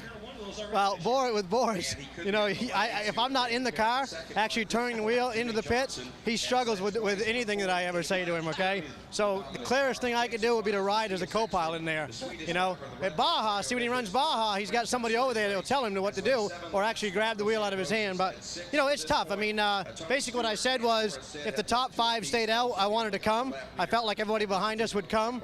And if the top 5 came, I wanted to try to stay and hope that maybe 8, 10 guys stayed out behind us, which is about what happened. We didn't really need these cautions because we had drove away to where probably only Jimmy Johnson was going to get by us, maybe, before we pit. And we're going to be in pretty good shape for the end, but that's okay. This will work out. We're not bad. Phil, they're sitting third right now. Yeah, I'm sitting here with Greg Irvin, Ralph, and he told me right before this last restart, I asked him if he could make it from 46 laps, and he said, we're going to have to. They've been figuring furiously here. I know Greg Biffle, from the time he left pit road on his last pit stop, was saving fuel. He's been shutting the car off on the caution flags. These caution laps are going to help as well. Let's talk to Greg right now. Greg, you told me that with 46 laps to go that you're going to have to make it. You still on that plan? Yeah, we're working on it right now. We're doing a little bit of comparing to what we had a couple years ago. I think we can make it. Honestly, I think we do, and he does a really good job of saving gas when he knows that's what he's got to do. So we'll see what happens. And the way these yellows play out right here could change everything in 10 laps. You know, you get a big pile up, somebody flat spots their tires, we'll all be coming for tires again. Do you need a few caution laps to make it? Yeah, I'd feel better with a couple. All right, thank you, Greg. Back upstairs, Adam. Thank you, Phil. Interesting to hear the different philosophies as we set under the red flag at lap 67 here in Sonoma. And now we take an inside look at what's happening now in the NASCAR Sprint Cup Series. Brought to you by Sprint and Evo 4G, America's first 4G phone. You see Matthias Ekstrom. He is the biggest mover in today's race. How about advancing from outside the top 30 up to 6th in the running order? And the fastest lap today, 91 miles per hour, recorded by Jimmy Johnson. Right now he is 5th, but he has led more laps today than any other driver. For more NASCAR stats, live in-car audio, check out NASCAR Sprint Cup Mobile and the new Evo, only from Sprint, at sprint.com/speed.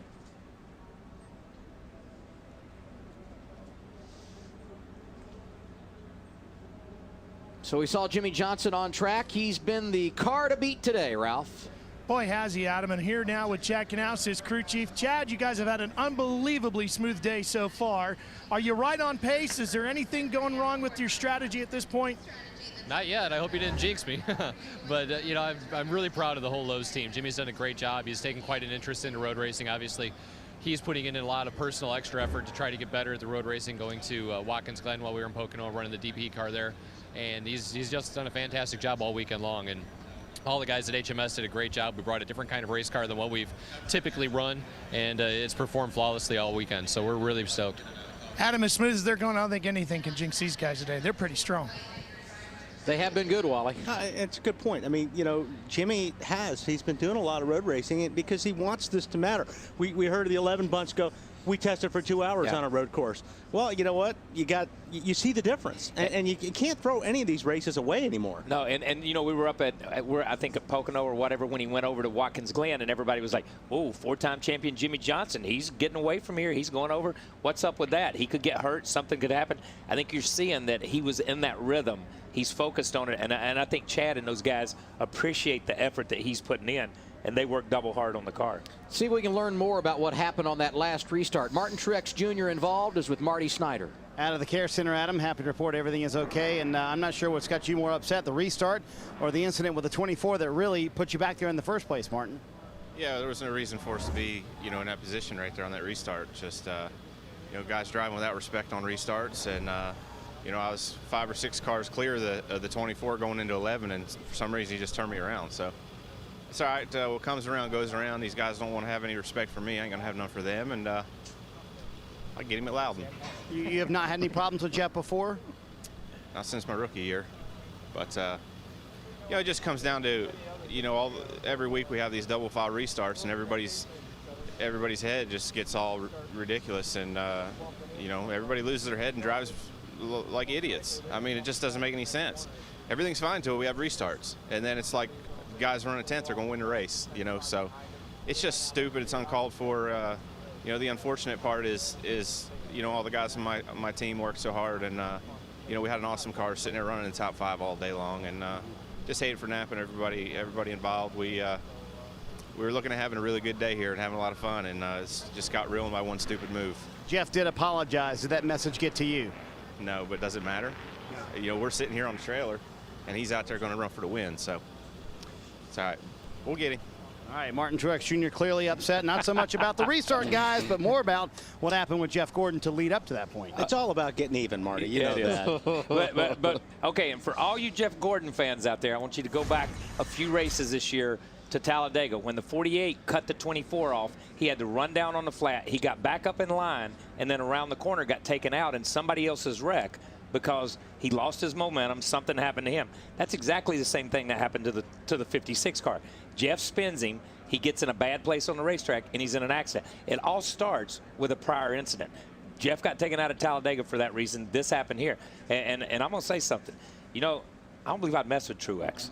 You know what I mean? I don't think I would either. I mean, he's one of those quiet guys like Kenseth and those guys. You don't mess with the quiet guys. You know what I mean? It's okay to mess with mouthy guys like me. I'm not going to do anything. I'm just going to run my mouth about it. But the quiet guys, no, man, don't mess with them. You're kind of quiet, Wally.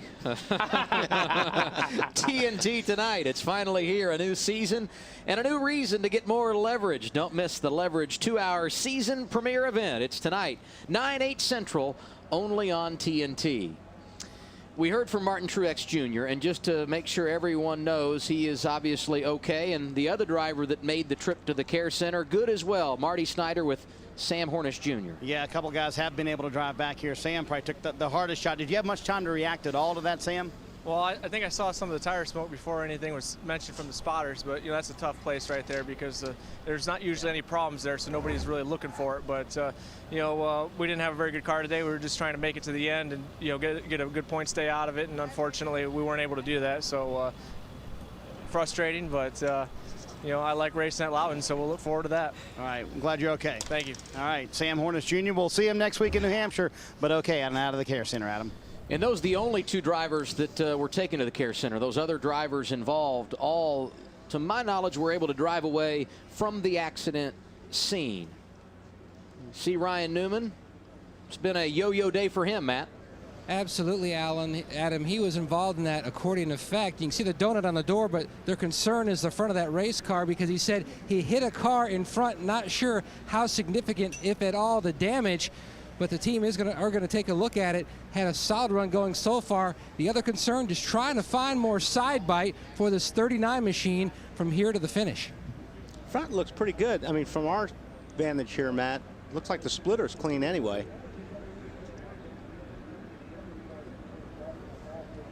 If you're just joining us in Sonoma, we've completed 66 of 110 laps in this afternoon's Toyota SaveMart 350. And we are under the red flag for an accident that happened on a restart at lap 66. There were 6 cars involved, a lot of debris littered along this front straight, and therefore NASCAR has thrown out the red flag, and we await an opportunity to get it cleaned up and go back under the green flag. Everyone okay in the incident, and when we resume racing, Marcus Ambrose will be the race leader. Back to Northern California in a moment.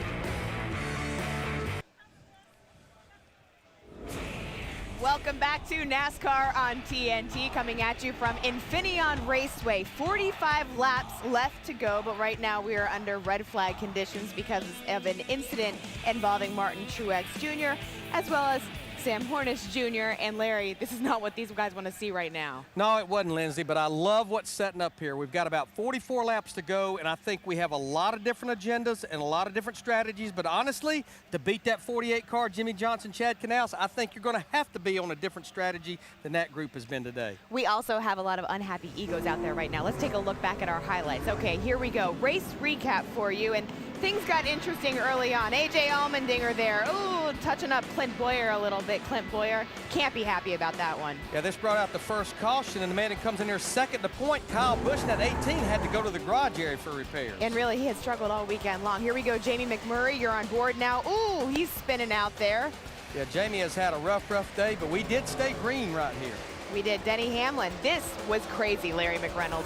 On the pit stop, they're having issues, and it would cause even bigger problems. When does that happen? Yeah, the man that's won 5 out of the last 10 races, he had to almost go all the way around this racetrack, but he made it back to pit road, but not a good day for that 11 team. Well, it is a good day for the 48 team. Look at Jimmy Johnson taking the lead. This guy has been so dominant here. I mean, Larry, we could see him get his first road course victory.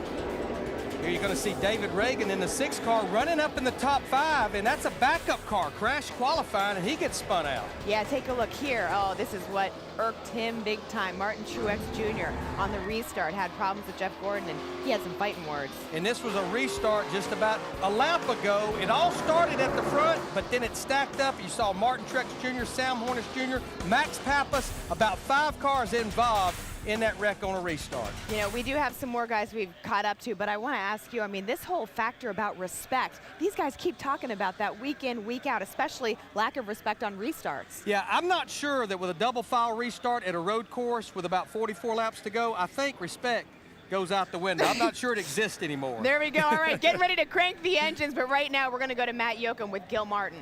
And Gil Martin just talking to Kevin Harvick on the radio. And Gil, looking up the monitor, you're sitting fourth. Looking at the trends of this race, to me, one of the biggest ones, just how important new tires are. I tell you, new tires have been extremely important today.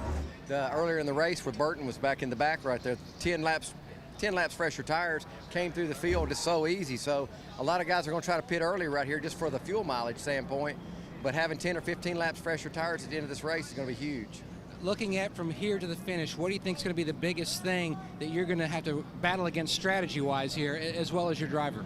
Well, I mean, it's going to be track position because you're going to have so many strategies that's going to unfold here in the next few minutes. But I think you're going to have to stay with the guys that you're racing with, because if you get caught totally off sequence, even if you've got fresher tires, if the laps dwindle down, you're going to run out of time. So you're going to pit about the same time that everybody does and then hope for the best. He's got a win at the Glenville, looking for a win here at Infineon. Matthias Ekstrom has never been in a Sprint Cup race. He's a 2-time German World Rallying Champion.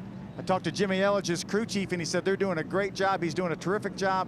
He said he's going to wait till about 20 laps to go. He said he wants fresh tires, just like Gil Martin was talking about. He wants fresh tires toward the end of the race. I said, I keep hearing him saying that his car is awesome. And Jimmy Elledge said, I'll guarantee you that between you and Kyle Petty and Wally Dallenbach, he said the car was awesome more than you 3 put together in your careers. Yeah. I love the optimism. Yeah.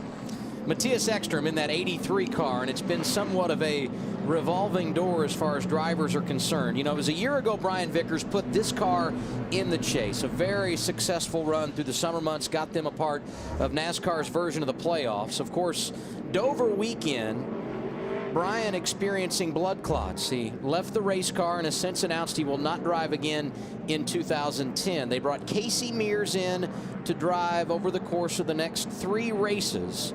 They had always planned to put Ekstrom in here at the road course, but a problem last week between Red Bull teammates has taken Mears out. Next week, Reed Sorensen behind the wheel. And as we tell you the story of the 83, here comes the 26. Boris Said on pit road in front of Ralph. Well, they were saying they needed to make this one final pit stop here. You heard Frankie Stoddard say if they got enough fuel this time, they think they can go all the way, Phil Parsons, so they'll take 4 tires and all the fuel they can pack in there. Ralph, Greg Biffle was on a strategy to try to go the rest of the way, but I think Greg Irwin, after doing all the figuring, said there's no way we can make it. Let's go ahead. We know we can do it from here. Let's go ahead and put 4 tires on this 3M car and go to the end.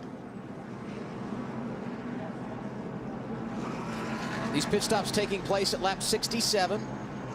Mark Martin, another one of the drivers in, and just in front of him you see Robbie Gordon getting a pit stop. So the red flag has been lifted. We are back under the caution, and teams taking advantage, an opportunity to work on their race car. Marcus Ambrose, the race leader. Tony Stewart, Kevin Harvick, Jimmy Johnson, Jeff Gordon, the top 5. We've completed 67 laps in the Toyota SaveMart 350.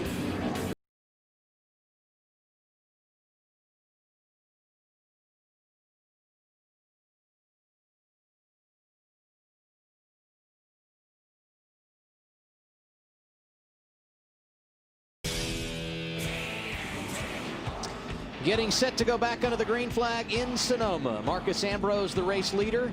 He's one of 6 different drivers that have been out front today. Jimmy Johnson has led more laps than any other. 48 times he has had the field in tow. Johnson will restart in the 4th position. Good day for point leader Kevin Harvick. He will restart 3rd here. And how would you like to win up to $1 million?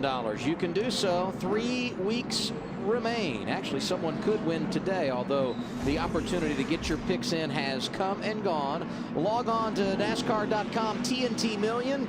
You have up until the 1/4 point in the next 3 races to get your picks in. Pick the top 10 drivers in correct finishing order in the next 3 races. And each race, you have to do it. You don't have to do it for every race. One race is its own competition, and if you are able to pick the top 10 in order, you can win up to $1 million.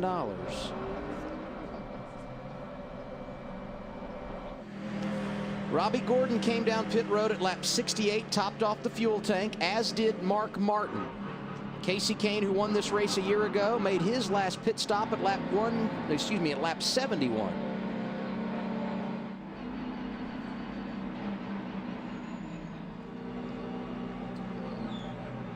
Marcus Ambrose is the race leader. He will have the outside position on the restart based on where we enter turn 1. He's able to make that selection as the race leader. Yeah, it's actually, he's on the outside going into turn 1. Right. But you want to be the inside car when you get to turn 2. So that's why these guys are choosing that outside lane.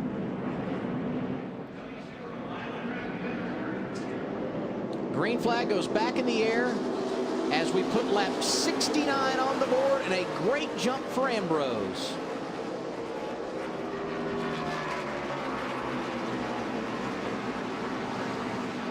The Australian shot out of a cannon, and here's where things get interesting, tiptoeing through turn 2.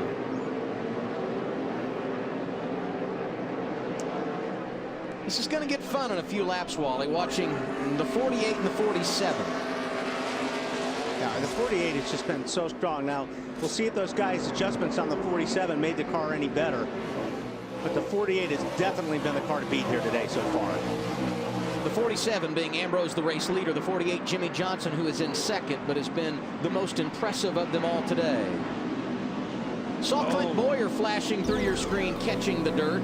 He was involved in our first caution of the day outside the top 30. He has rallied up to 10th in that 33 car. And 2 cars behind him is the 19 that was in that same crash. And the thing is, that should, if you're watching at home, remember that. That's how you can get off sequence and still get back in a race. Did the 33 get into the 31 car? Because all of a sudden it's smoking. It's got some damage on the rear of that car. Like Jeff Burton was had some smoke coming out there. Marty, did Burton get hit? Yeah, well, actually, Wally, that happened on the restart a moment ago, and Burton, they were trying to stay out for about 5 or 6 laps.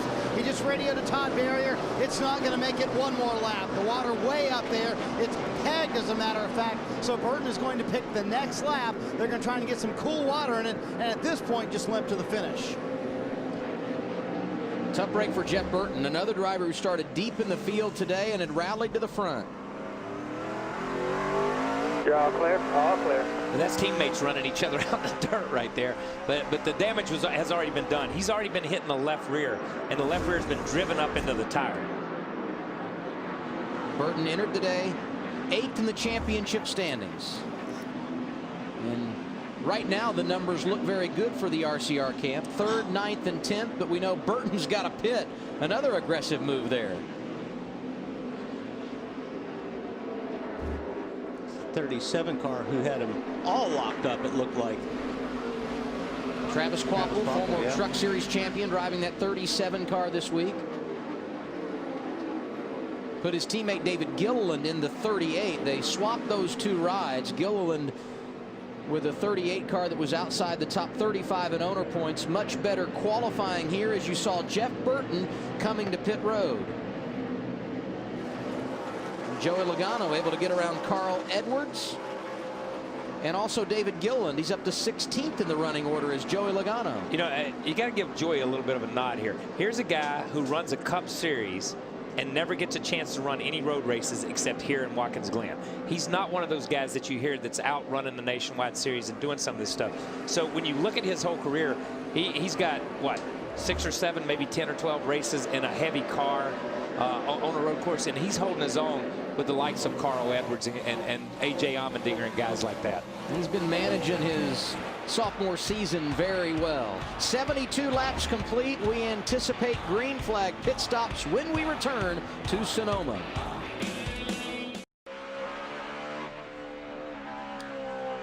Fans want more TNT coverage? The Coca-Cola in-car camera on Race Buddy lets you ride shotgun with Coca-Cola racing family drivers. Check out the Coca-Cola in-car camera on NASCAR.com's Race Buddy now.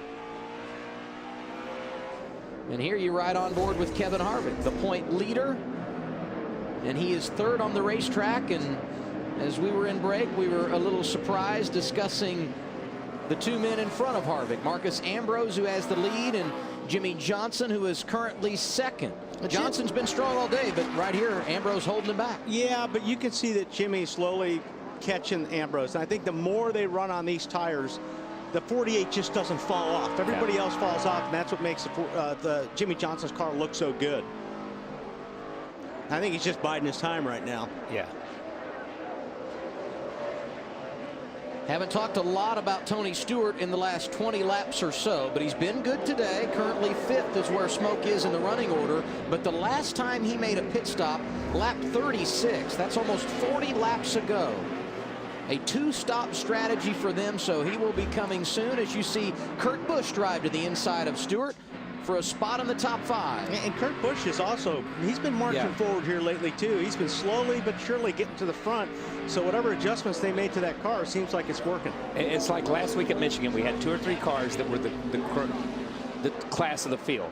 And Kurt was one of them last week, and he's been a top 4 or 5 car ever since they dropped the green flag here. Tony's doing a great job just hanging on to this thing and keeping it up there. Track position, track position, track position. They made their bet. Here he comes down pit road, but they decided what their strategy was, and they've stuck with it through cautions, through red flags. It made no difference. Tony Stewart makes his pit stop, giving up the 6th position. And his second trip to pit road this afternoon will come at lap 75. Let's follow the stop. Here's Marty Snyder. Well, guys, remember on the first stop of the day, they came later than everybody else. That backfired on them, so now they're coming a little bit earlier than everybody else. Darian Grubb making the call. Stewart extremely loose right now, so they're going to make wedge adjustments on both sides, trying to tighten it up. Matt Kenseth behind him has had a pretty good day today. Matt running up towards the top 10. His car loose as well. A little bit of front end damage for Matt Kenseth and a wedge adjustment for Kenseth as well.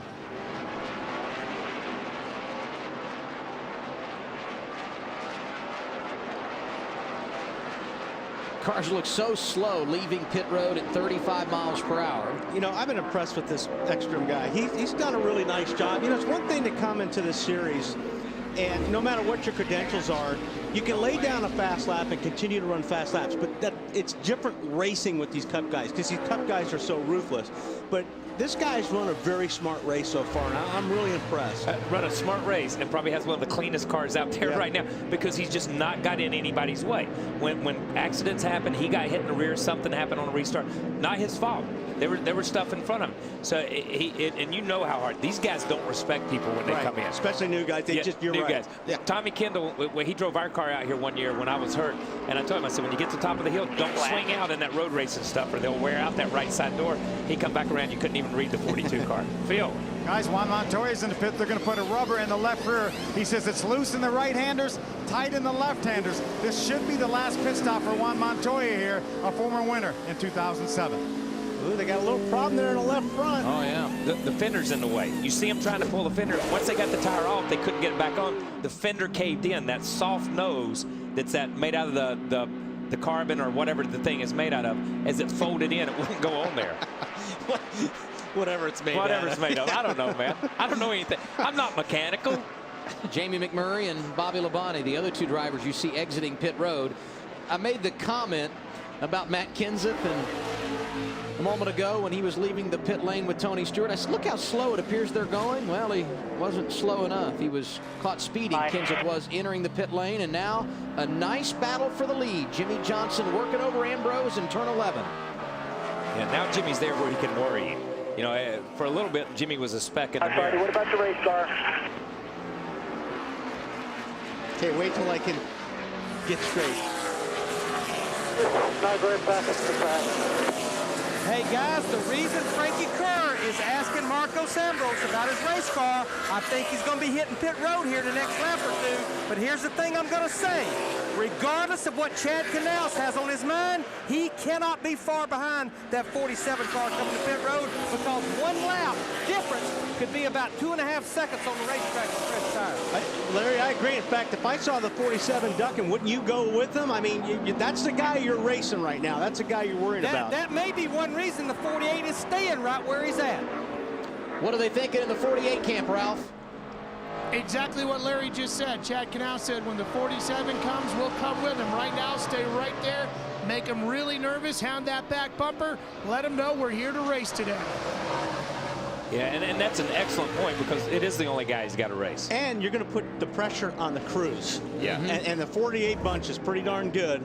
And that's another thing, is you put a lot of pressure on those guys in the, under the pit stops. Yeah, and you know, Jimmy's at this place right now where whether he was leading this 47 by 2 seconds or 5 seconds, it really doesn't make any difference at this point in time. You know what I mean? He just needs to know where his competition is. He's run with this car longer than anybody else's. Jeff Gordon running fourth, making his pit stop under green, Marty. Yeah, a little left side damage. He said that has hurt him, especially in turn 9, which is a left-hand turn. They're going to pull the fender damage away from the left front of this car. They're also making a track bar adjustment. He's loose off the right-handers, Matt.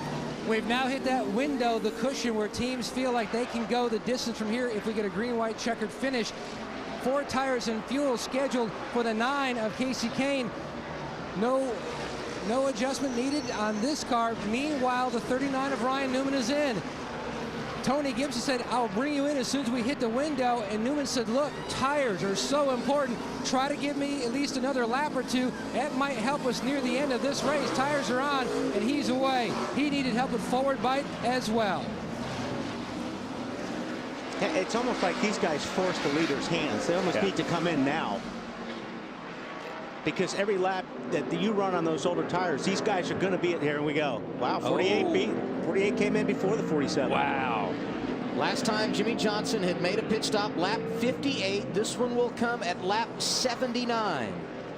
Marcos Ambrose, the race leader, has not been in since lap 52. And you know, we talk about how critical these pit stops are at different stages of the race, and all of a sudden they get really critical right here. Go ahead, Ralph. Jimmy Johnson is in, making that pit stop. He came a little bit earlier than we expected him to. Everything's been very good with the car. No major changes, no chassis adjustments going on. Matt, they're ready to go racing to the finish. And we talked to Gil Martin a little earlier. You can see a little bit of cosmetic damage to that 29 machine. He pulls to a stop, going up on the rear pressures for Harvick. Right side tires on, solid stop so far. Trying to score more points, and another win as the 48 of Johnson goes by. Meanwhile, still waiting on the leader, the 47 of Ambrose. This is really going to show who's going to have the better pit stop. Yes, it is. Because if 48 is in the lead when the 47 comes out, then these guys had the better stop. And this is going to show who pitted on the right laps or the way they felt like they should, because if the 29 is in front of the 47, because now he gets to run a fast lap on good tires and pick up that little bit, the whole first 2 or 3 positions may shuffle right here. Jimmy Johnson was running second when he made his pit stop. He's now 17th, Harvick 18th. 37.50. Gordon 19th, Stewart in 20th. Here comes the race leader, Marcos Ambrose, at lap 80, giving up the top spot for what very likely will be his final pit stop of the day. And as Marcos gets to his pit stop, we go down to Phil Parsons on Matthias Ekstrom. What an incredible job Matthias has done today. Jimmy Ellis brought him in about 10 laps sooner. He wanted the fresh tires. They know they can make it to the end. Running up in the top third, Marty. hits pit road. His car loose in the right-handers. That's the only adjustment he wanted, is a pound out of the left rear. Matt. And the stop completed on our leader, Marcos Ambrose. Great stop. Spring rubber in the left rear. Air pressure change as well. Boy, it's going to be close, and the 48, I think, is going to do it. And there he goes. Oh, maybe not. And the 48 got hung up just a little bit. There was some slower traffic there going into turn 11, and that was probably the difference between the 48 beating the 47 out, because he was in traffic. Yeah, he was in traffic. But I'm going to tell you something, man. The 47, give those guys a tip of the hat, man. They rose to the occasion under some pressure right there. Yeah, that was a good stop. They're running 13th and 14th on track right now. Are Ambrose in the 47 car and Johnson right behind him in the 48. Yeah, that's about as good as you get on pit stops right there. I mean, as far as being close to that 48 bunch. Yeah, and here's what happened. By the 47 pitting the very next lap, it negated Jimmy's pit stop. Basically, because Jimmy's got an in lap and an out lap. They just offset the in lap and the out lap. So nobody ever got that real clear racetrack to bust off that lap. This could get interesting right here. 48. No, he's not going to be close enough to try to outbreak Ambrose here. I think on new tires, we saw Jimmy and those guys on old tires, the 48 car be a little bit more patient. I don't think you're going to see him be very patient. He knows now he's got to get around this 47 and put some ground between them. Rear tires. 29 laps to go. Elliott Sadler is the race leader, but he will have to pit one more time. There you see Elliott on track. He's the 8th different leader today at Sonoma.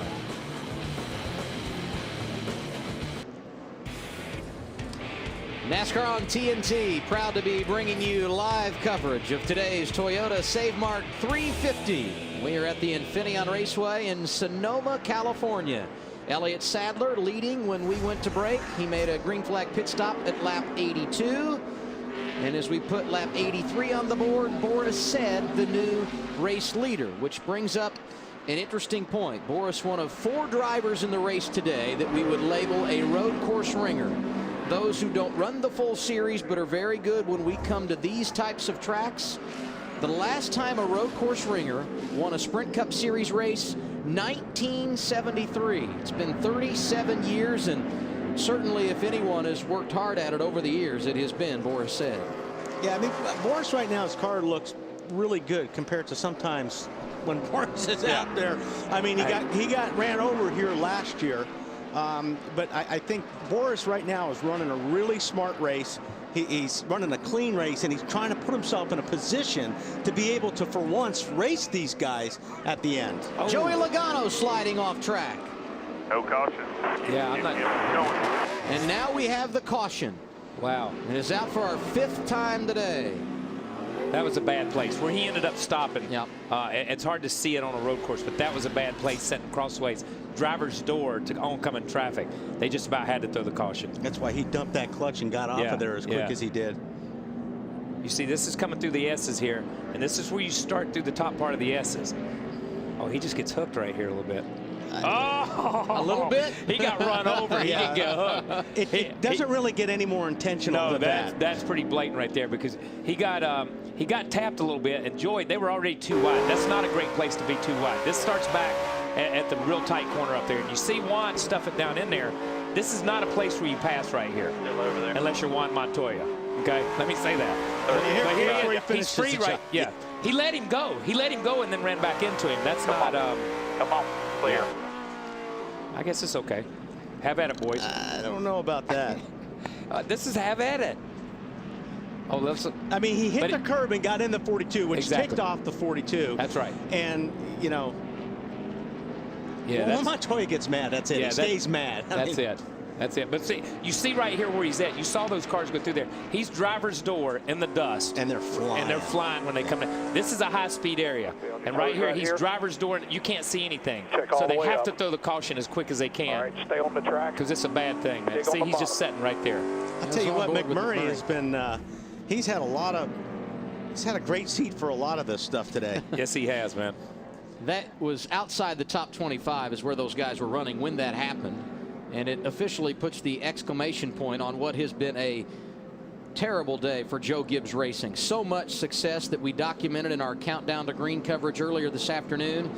Kyle Busch involved in an early accident, 33 laps down. He spent a great deal of time in the garage. We showed you the pictures of Denny Hamlin involved in an accident on track. At one time, his hood over the windshield. He was driving blindly around this facility. Right now, Hamlin is 35th, and Logano has dropped to 31st after the problems you just saw with Juan Pablo Montoya. And for all you Logano fans, I apologize for saying nice things about him, because obviously I jinxed him. Because I thought he was having a pretty good race. He was. was. I mean? I thought Joey was having a really good race for the amount of experience that he has at a place like this. Now let's reset this for a minute. Boris said the race leader. We talked about that. Right behind him, Dale Earnhardt Jr., Scott Speed, Brad Keselowski. The top four, not necessarily the names we would have thought would be there at this stage of the race. But what this caution does, it bunches everyone back up. Look at Marcus Ambrose. He's 5th. Jimmy Johnson is 7th. And now we check in with Larry McReynolds to get his rankings of today's fastest pit crew. What do you got, Larry? Well, I'm going to tell you what, this caution has thrown me a curveball, because I had to do a little recalculate. But you know what? One for the little guy. I'm going to look at the 26 group and that Frankie Stoddard. I mean, they're sitting out there. They had their own strategy. This is a team that has missed some races this year. And you know what? I don't know if they can win this race, but you know, they have had an awesome day. And then the other group I'm going to go with is Frankie Kerr and that 47 group of Marcos Ambrose. You know, Frankie Kerr had a strategy at the beginning of the day, and he did not waver from that. He has stuck to it, and they're sitting there in the 5th position. And how can you not go with the 48 team, Chad Knaus and Jimmy Johnson? I mean, they've led over half this race, looking for their very first road course win with this 48 group. Don't forget at home, your vote counts each week. Be sure to text the car number to 2258 for the pit crew you think is the fastest and most valuable. The AT&T Fastest Pit Crew of the Year award brought to you by AT&T, the nation's fastest 3G network. You see on pit road Dale Jr. and Scott Speed both coming in here under caution. Well, the 88 comes in. They're going to make a wedge adjustment. They had to make one final pit stop. Dale Earnhardt Jr.'s crew giving him 4 tires. Those much-needed tires here. He should have enough fuel to get to the end now, Marty. Well, Tony Stewart told us in Countdown to Green that he was going to go for the win today. No other need to do anything else. And so Stewart, feeling that the car is going away, putting fresh tires on here. Pitts running 15th, so why not, Matt? Absolutely, Marty. And we're seeing a number of teams like the 9 of Casey Kane coming in for tires and to top off a few of the 39 of Ryan Newman. They're coming in for the same tires and fuel for the run to the finish.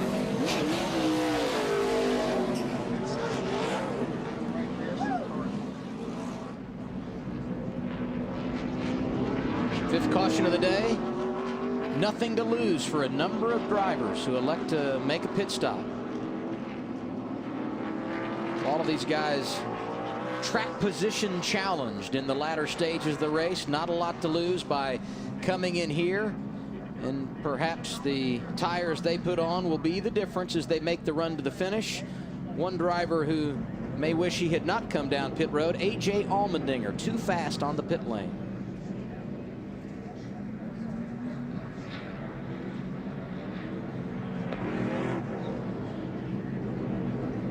There you see the aforementioned A.J. Allmendinger, who recorded a top 10 finish here 1 year ago.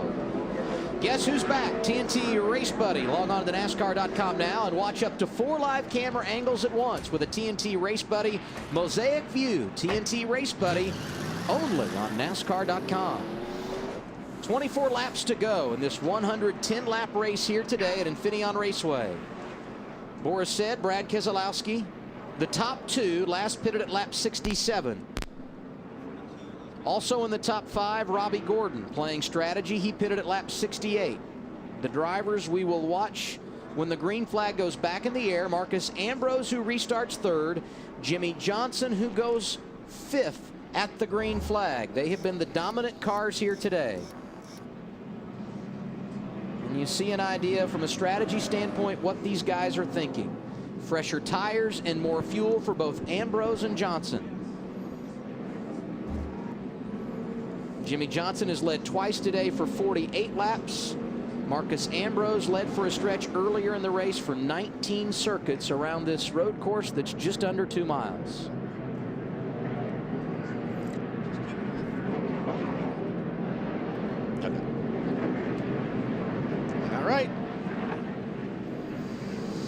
This could be exciting. Cleanup done on our 5th caution of the day, and we get set to go back under the green. Boris said Brad Keselowski gonna lead him there. Restart coming at lap 87. Here we go.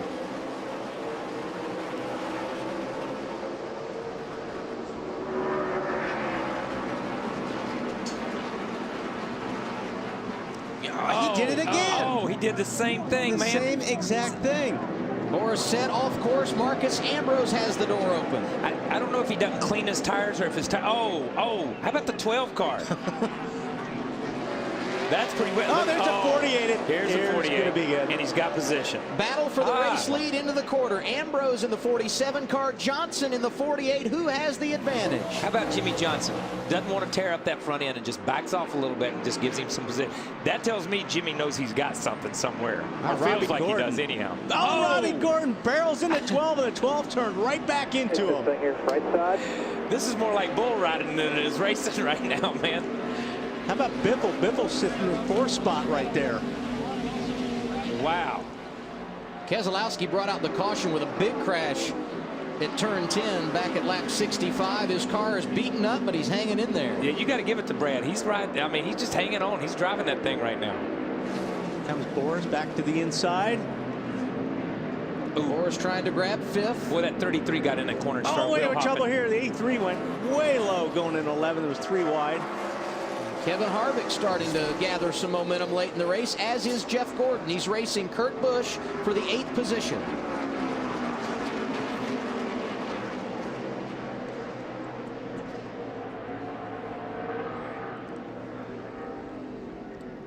.22 to go. Things have settled down, so we look at the restart from 1 lap ago. You see Boris take off here. Yeah, okay. And he got put out there that time. Yeah, that's good. He got put out there. Because, I mean, that's the same thing he did when he got a good clean jump. Sorry about that, Boris, man. We put you out there by yourself, but you got put out there that time. Here's the shot off of turn 7. Oh, I mean, Robbie's playing rough there. Yeah. Robbie didn't give him any room to come back. And this is the time of the race where the boys are going to start playing a lot rougher. Yeah, it's time, because when you've got to get up front and you've got to stay up front, because when you spin or get knocked back here, there's not enough laps to go, 22 laps to go, to work your way back through here. Robbie Gordon won this race in 2003, went on to sweep the 2 road course races that season, also getting a victory in August of that year at Watkins Glen. Has not been in the top 15 here since. He's trying to end a long drought. Montoya's had great success on the road courses. It's not been his day today. 24th is where he has scored on the track. And he too is feeling aggressive. Yeah. Wow. Aggressive with Ryan Newman. That is pretty. I mean, he just didn't get, and he held his ground right there. You got to give Montoya that. He had the line and he held his ground. He was not giving it up to the 39. Yeah, and that's what, you know, all drivers are the same. Yeah, he's getting ready to put the bumper to this one right here. But I mean, you know, you can give ground and you can take, and there's times to give and there's times to take. Now it's time to take. I'm going to give him that. You know what I mean? I didn't like what he did to the 20 car at all, because he let the 20 car go and then got back into the 20 car. But right now he's got to make something happen for himself, because he's put himself back in the pack because of that. Dude, that's perfect. The spotter liked it. Yeah. So 21 laps remain, and once again Marcus Ambrose stretching his lead, his advantage over second place Jimmy Johnson, 0.8 of a second.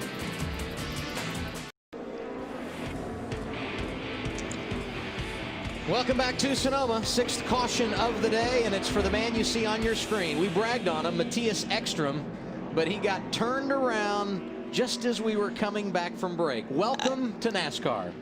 I think I was mentioning earlier about these. They don't really know how to race these guys at the end. He's doing a great job. I mean, he's running clean, and they get down in here, and then it really starts to get ugly. And right here, this is where you say they don't know how to race. He's got position right here. And that's a bad camera angle. We got position, okay, but he breaks early and lets the 12 drive back to the outside of him. A Cup driver would have just drove on in there and let it wash out all over the 12. The 12 clips the corner, They come to the same place on the racetrack and they get together. You're not gonna. Nobody's gonna give you a quarter at that point in time. Yeah, but I'll tell you what. if Too wide inside 38. If it would have been a regular in that 83 car, that would have never happened. Because the 12 wouldn't have clipped them. Yeah, but the 12 right here would have been out in the dirt because the 83 would have drove back in and just slammed him back out to the outside of the racetrack. Yeah. Come on, stay where you're at. Come on, keep coming. You're still green. That's Cup Road Racing 101 right here. You know what I mean? He just learned something. Yeah, don't be nice. Yeah, don't be nice with 20 laps to go. But these guys, you know, you see the 12 jump back across as he comes across the curve. They're almost in the same place on the racetrack. So that's I didn't even see that part. I didn't see that one either. I missed that. Wow. It's David Gilliland in the 38 that went around. Yeah, that's a getaway from me. I mean, Lake's brakes locking, smoke going everywhere. Casey Kane does a really good job getting right through that. Look at that. That was close. Who ends up clipping Gilliland? Oh, it's Carl Edwards. Carl Edwards. Carl Edwards. They're still running hard because the caution's not out. You know, the caution was not out at this time. Let's be real clear. These guys are still racing. Wow. So as we have a caution, we step aside. This is the 6th time we've been under the yellow this afternoon. We reset things when we return.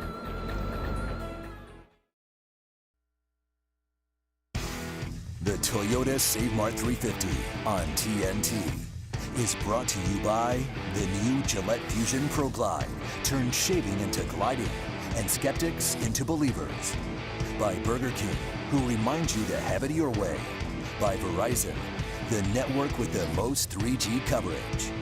By Aflac, we've got you under our wing. And by Toyota.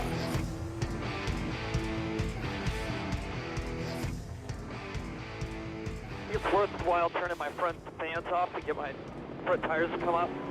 No, man. Nice and smooth, so just take care of those rear tires. You still got 21 laps to go. I'm with you, but I'm really loose. Stop spinning those tires there, man. Just remember, the more you beat those tires up, the worse it's going to be. If you got to back off a little bit, just let them go. Very aware of that. I just have to let them go then. Hope you're okay with that. Fine, bud. Fine. Don't worry about it. That's the hardest thing for a driver to do, is to let somebody go. I mean, especially when you're at this point in the race and you've got a good race car, it's just so hard to do that. We'll see if he practices what he preaches. Talking about Jimmy Johnson. No, he won't. Not on a restart, because this is your best chance to get that position. So you've got to run them hard and at least try to make the spot up right here. Ambrose the leader in that outside lane. Nice restart for him, but Johnson hanging tough up the hill. You know, Jimmy's in. Jimmy I had to protect second right there. You know, because you're hung on the outside, and you take somebody like Robbie or Biffle. They know they got to make something happen here. Ooh, Robbie just chopped Biffle down on the inside there too. Harvick having a heck of a time. Yeah, Boris sit in the grass. It backed up those guys. It backed up Harvick and those guys because man, these guys are running in the back. Where's the 2 car? Wow, he got through man, it was all. he out there? Yeah. You knew by the way he got into turn 4, it was going to be interesting to see how he got through. Yeah, good camera work there, man. They switched back really quick. But this is where you make your passes. I mean, the best time you can pick up a couple of positions is on a restart. Once things get strung out, it's a lot harder to pass. Casey Kane pitted at lap 86, fresher tires than anyone.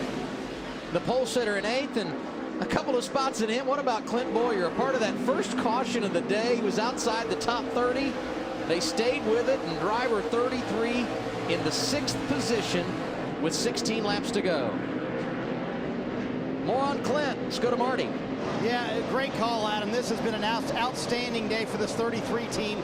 And yesterday, they were horrible. Clint told me, I saw him yesterday afternoon, he said, dude, if we finish in the top 20, I'll be happy. But Clint is very good at road course racing, yet he doesn't like it. I'm sure you guys have run into drivers like that. Not a big fan of it, but still very good at the skill. He has not finished worse than 8th in Sonoma in the last 3 races. Looks like it's going to be another top 10 today as well. Marcus Ambrose has already stretched out his lead. 9/10 of a second his advantage. Saw Robbie Gordon there. He's done a nice job today, as has Greg Biffle, battling through some problems. Point leader Kevin Harvick, very consistent, running 5th, doing exactly what he needs to do. Elliott Sadler in the top 10. 9th is where he is scored right now. Another solid day for Richard Petty Motorsports here at Sonoma. 3 cars in the top 10 last season with Kane going to victory lane. They've got a pair there right now. Jeff Gordon, the last car in the top 10. Here are the leaders into turn 11. It'll be 14 to go at the start-finish line. We mentioned Greg Biffle and the day he's having. Right now he's 4th. What about it, Phil? Pretty solid day for Greg Biffle. Came in here 9th in points, 82 points ahead of 13th. I just talked to Greg Irwin. I said, do you have enough fuel for a green-white checker? He said, probably 1. So they're cutting it a little bit closer. He pitted with 43 laps to go in the race. And hopefully they will only get maybe 1 green-white checker, if any, running 4th. Another driver in that strategy situation, Robbie Gordon, who pitted 1 lap later at 68 and is 1 position in front of Biffle, being scored in 3rd right now. But right now we're at that stage of the race where anything goes. Am I right? I mean, driver mentality changes from this point on. Yeah, it does, but you got to get to somebody first. And right now, nobody's with anybody. You know what I mean? Good point. I mean, there's almost everybody's 3 or 4 car lengths. But you know, if you can get position on the guy in front of you, yeah, you can't give it up. We just saw the 83 get spun. We saw the 20 get spun. We've seen people, and you go to the back. There's 14 laps left. I don't care how good a driver you are, or what tires you've got on. You're not going to come from 22nd back to be in contention for this thing. Marcus Ambrose right where he wants to be. It'll be 13 laps to go to his first career win when he comes to the start-finish line. NASCAR on TNT back at the Infineon Raceway. We've got trouble. 2 drivers running inside the top 10, Elliott Sadler and Clint Boyer. No caution as of yet in turn 11. Boyer drives away, and so does Sadler. These guys were having a really good run. I was just watching Sadler when we were in break, saying, you know, he was up, I think, the 9th spot there. See what happened. That's Casey Kane to the inside of Boyer. Ooh, Sadler. He got, he got tagged. Gordon. Wow, man. Boy, Jeff's on a mission today. He really is, man. Oh, look at Boyer just letting him loose. Not very happy. Yeah, and there's nothing, you know. But Jeff gets down in there. You see the 20. You see him. He gets right there, and boom, he takes out 2 right. I mean, these guys. That's incredible. They were in 7th and 8th when that happened. And Boyer can't go anywhere. You see him on the gas trying to spin that thing because he's into the back of the 19, so the 19's not going anywhere. And guess what? His rear grip just went away for the rest of the race. Yeah, he just buzzed those things. Yeah.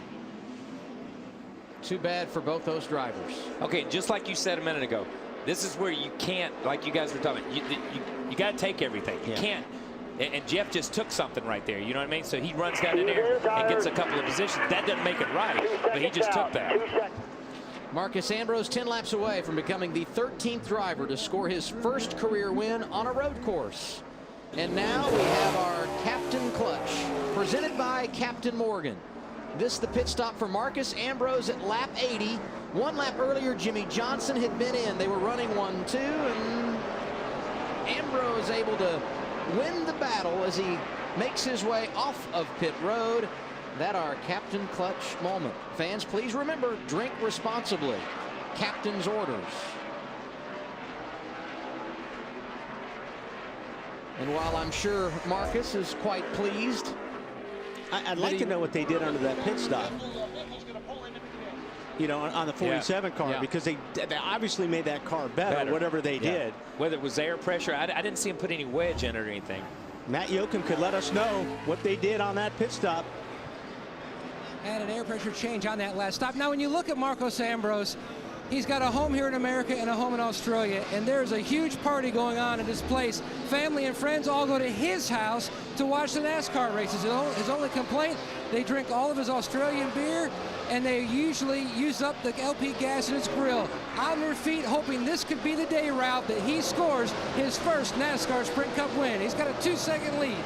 Well, he's got more than that too, Matt, and that's the fact that Jimmy Johnson is doing everything he can to conserve those rear tires. Chad Knaus wants him to think big picture. They're racing for a championship, not just a win here today. And Chad said, I would much rather come out of here, Matt, with a second place and a lot of points than using up those tires just trying to get a win.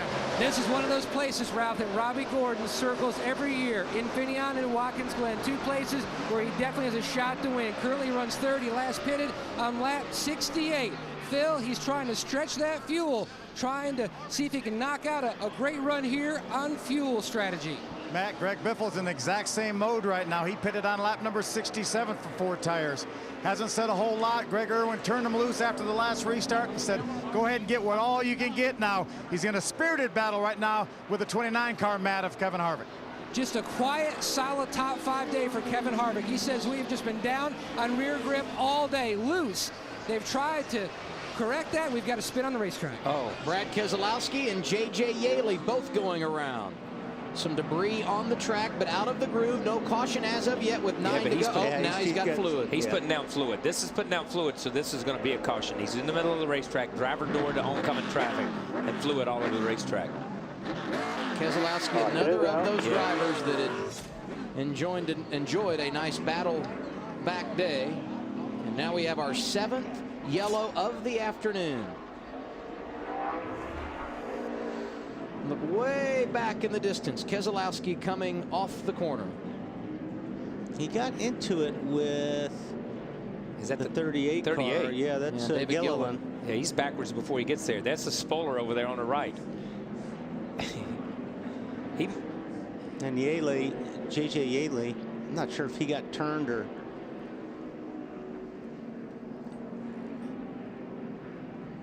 There's the 46 car right there. Looks like he got tagged by Elliott Sadler. Sadler perhaps taking out his frustrations from the incident that he was involved in a moment ago that was not of his making. The last thing Marcus Ambrose wanted to see, a 2-second lead, 8 to go, and a chance to get your first victory, and now you got to endure another restart with Jimmy Johnson right beside you. Yeah, and that's going to be, you know, we've seen Jimmy win a couple of races this year within the last 5 or 10 laps, just on the restart, just being in the right place. And if Jimmy has truly saved his rear tires, then that may be something that's going to play into their hands.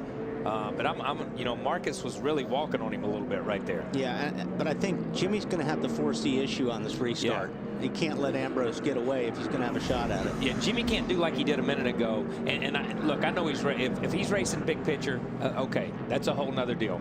But, you know, Jimmy had position on him down in turn 4A and kind of backed off on that after that one restart when they all got bunched up there and let him go. And then I thought he was going to come back on him, but Marcos just drove away from him. I'm telling you, the 47 car, he's been impressive, especially when he got out front. You can't take anything away from that team, and they rose to the occasion on that pit stop and on their calls and on their strategy. I think he might be a little bit more aggressive in this situation, only because I think the 40. What's going on here? Ambrose stopped on the track. Yeah. Unless he's lost a gear. This is going to be interesting.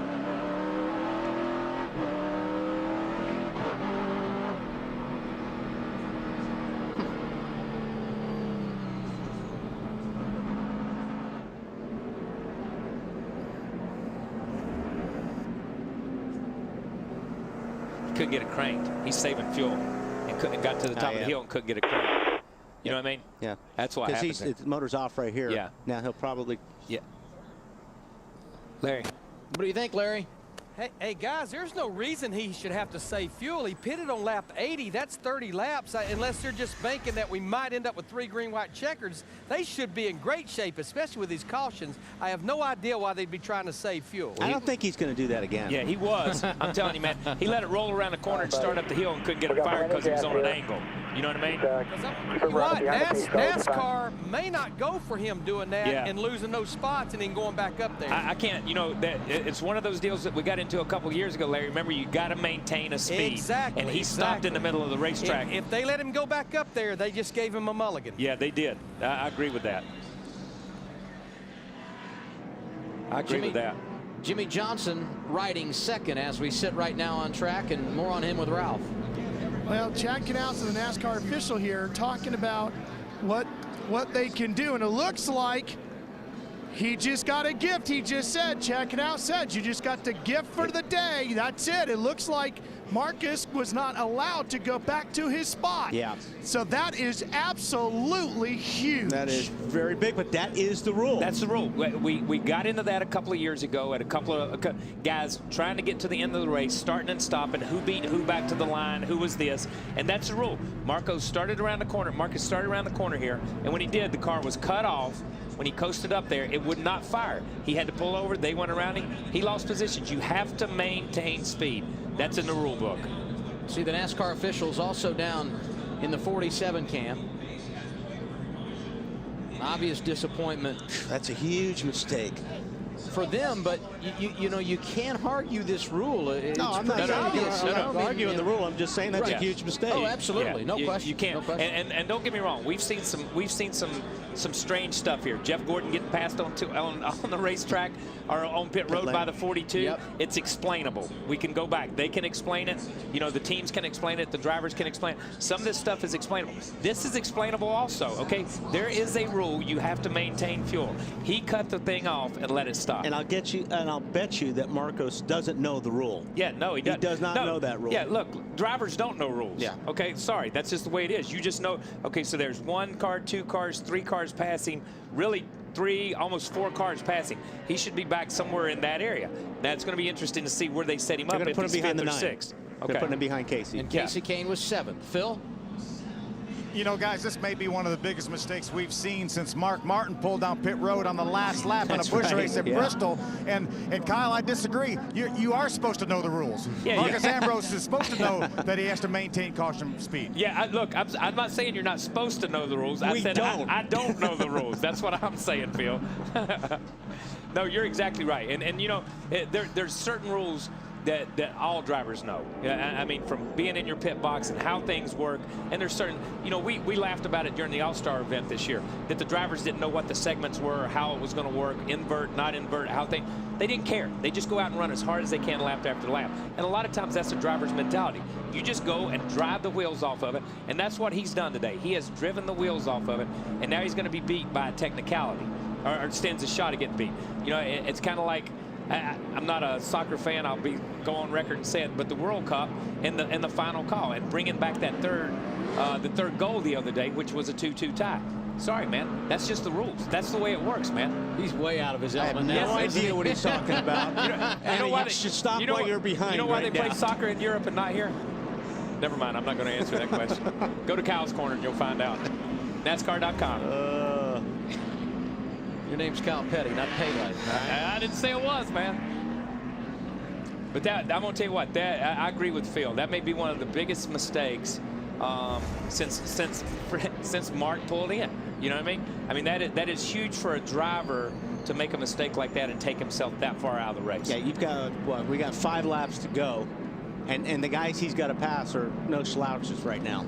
Ambrose will restart 7th. Jimmy Johnson, the race leader. Robbie Gordon, the 2nd. Greg Biffle, Kevin Harvick, Kurt Busch, the top 5. And last year's race winner and pole sitter today, Casey Kane, restarting in the 6th position. And he's starting next to 24, who's been a weapon all day. Yeah, he has been a little bit of that. Jimmy Johnson's never won on a road course. I'll tell you what, yeah, you got Robbie Gordon set up there. He's done a great job today. He's awfully hungry. And when you put him in a position where he's got a shot to win, there's not going to be too much give on this guy. Johnson chooses the outside lane. The restart comes with 5 laps to go in the Toyota SaveMart 350 at Infineon Raceway. Good restart by the 48. Yeah, he's been good at all day on those restarts. Yeah, he clears those guys and leaves these guys 2-2. Good move by Robbie right there. Got right back in there. Yeah. Jeff Gordon able to get around Marcus Ambrose 4-7. And with the 47, it's frustrating. You can't go anywhere. Yeah. You can't do anything. Oh, these guys Jeff are getting out. and there goes Ambrose off track. Well, they're still not done. 2 and the 24 are going at it right here. Sharp elbows for Jeff Gordon today. These guys are not giving anybody any room. See Jeff come on. Oh, there goes Ambrose into Burton. The 31 goes around. Off track, but no caution as of yet. How many times have we seen Jeff Burton make it to 5 to go with a decent run and somebody or something happened to him? Look at Jimmy Johnson picking him up and laying him down. Robbie Gordon is driving that thing right now for all it's worth. Not sure he's got the tires to do it either. I don't think he does. You saw the 29 roll in on him through that corner. But the 29 here gives him room to get down in this corner. Yeah, well, the one thing that's really hard to do on Robbie is outbrake him. Yeah. You know, Robbie will drive a car down into the corner. You're not going to outbrake him or outbrave him when he gets to a corner. And no matter what tires are on that thing.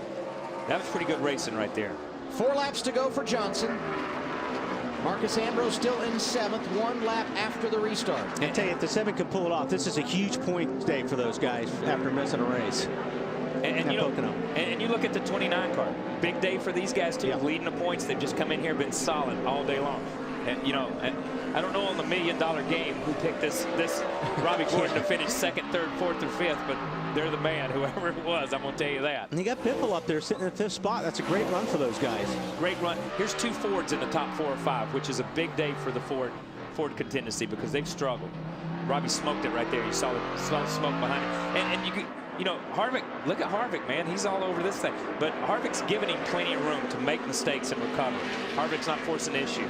Carl Edwards, a winner yesterday in nationwide competition. Late race misfortune today. Back to the 31. This is absolutely, and this just kills you. 4 to go, and you go from 7th or 8th to 27th or 28th, whatever it is. Jimmy Johnson, plenty of room to work with as he goes through the dangerous turn 11. Behind him, teammate Jeff Gordon to the inside of Greg Biffle. That for 5th. That was picture perfect right there as far as making a pass in turn 11. That's the way to do it. Some of the other ones haven't been picture perfect. Okay, so let's be honest. Let's be honest.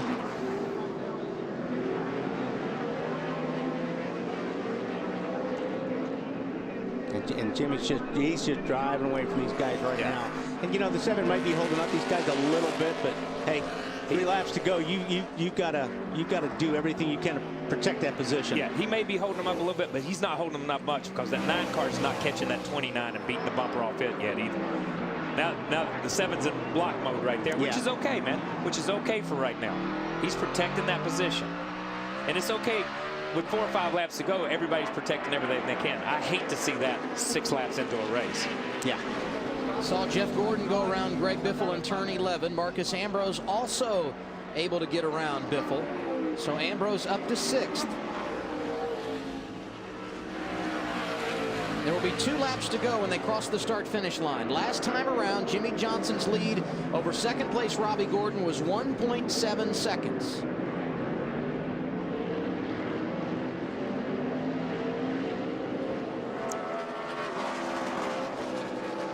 We'll see what it is here. You saw Johnson pass the start-finish line. Gordon goes by 2.4 seconds the advantage, less than 2 laps to go for Johnson.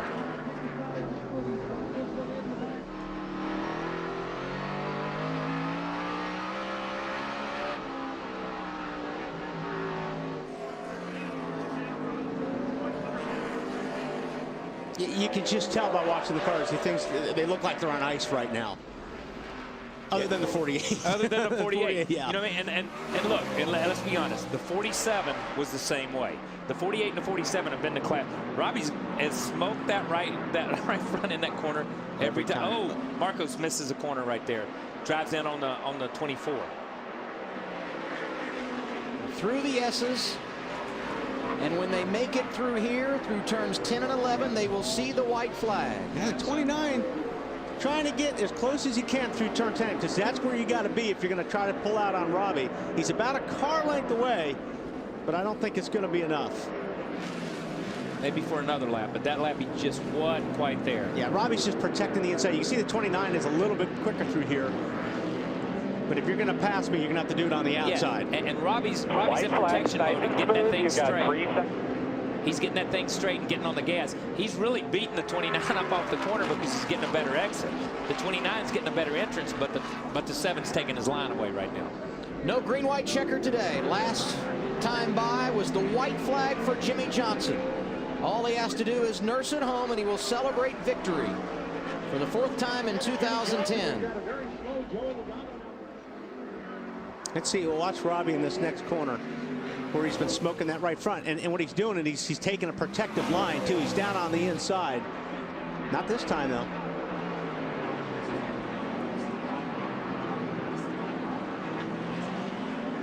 Robbie Gordon in 2nd, Kevin Harvick in 3rd, Casey Kane in 4th. Final lap for Jimmy Johnson as he takes it through the S's. See Joey Logano pull off to the inside there. Looks like his car is done. Jimmy Johnson expecting his first child in less than a month. Today, a Father's Day he won't forget. Bobby Labonte off course. Jimmy Johnson not concerned about that. For the first time in his career, he's going to win on a road course. Johnson wins the Toyota SaveMart 350 at Sonoma.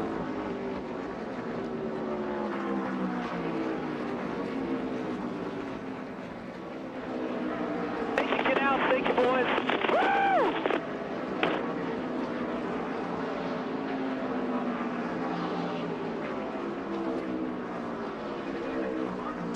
Fourth win of the year for Jimmy Johnson.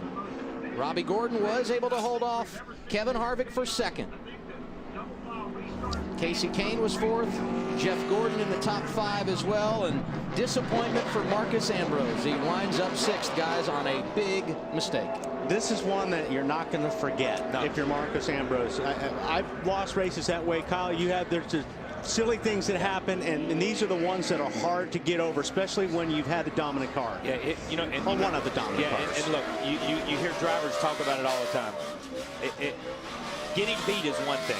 Getting beat when you beat yourself. Then that's the only person you have to blame. You know what I mean? Great team. They did a great job today. They rose to the occasion, man. They just got nothing to show for it. And it's sad, but congratulations to Jimmy and these guys. Going to be some good reaction after this one. We've got it for you when we return on TNT. Entering 2010, there were 6 tracks where Jimmy Johnson had not won. He's crossed 2 off the list. 11 races ago, he won at Bristol. And today he celebrates victory for the first time on a road course, taking the checkered flag at Infineon Raceway.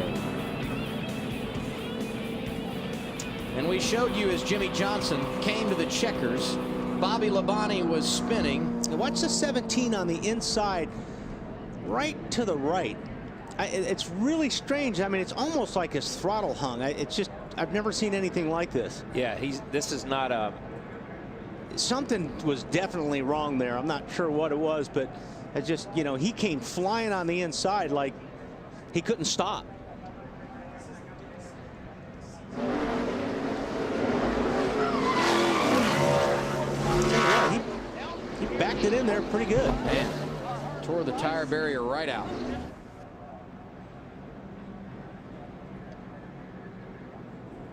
Best run for Robbie Gordon since Watkins Glen in 2005. He must be happy, Phil. Robbie Gordon, with all that's gone on this year, with not much sponsorship, what does this 2nd place finish mean to you? Well, it was a good run for us. A good run for the monster Toyota. You know, the guys pulled through. We knew the road race would be a good opportunity for us to win. We just came up about 10 laps short on tires. You know, I've been beat so many times here at Sonoma late in the day just because of either stopping too late, caution not coming out. So we were one of the first to stop. We just had to save fuel. So like Jimmy, he did a great job, but he had about 10 lap better tires than us, and that was the difference in winning and losing. Great job, buddy. Thank you. Back upstairs, Adam. Thank you, Phil. Win number 15 for Hendrick Motorsports at a road course. More than any other team. Jimmy Johnson getting to victory lane for the 51st time in his career. You may have noticed there's no left rear, but that's because of burnouts. Yeah. He paced himself when he needed to, I guess. He's ready to climb out. Let's send it down to victory lane. Ralph Shaheen. Well, Rick Hendrick is down here. Jimmy Johnson's getting ready to crawl out. Mr. Hendrick's going to lean in real quick and congratulate him here. Come on out, Jimmy. Let's celebrate this big win. Take his Head and neck restraint off. Here he comes, a 4-time champ as a winner on a road course finally.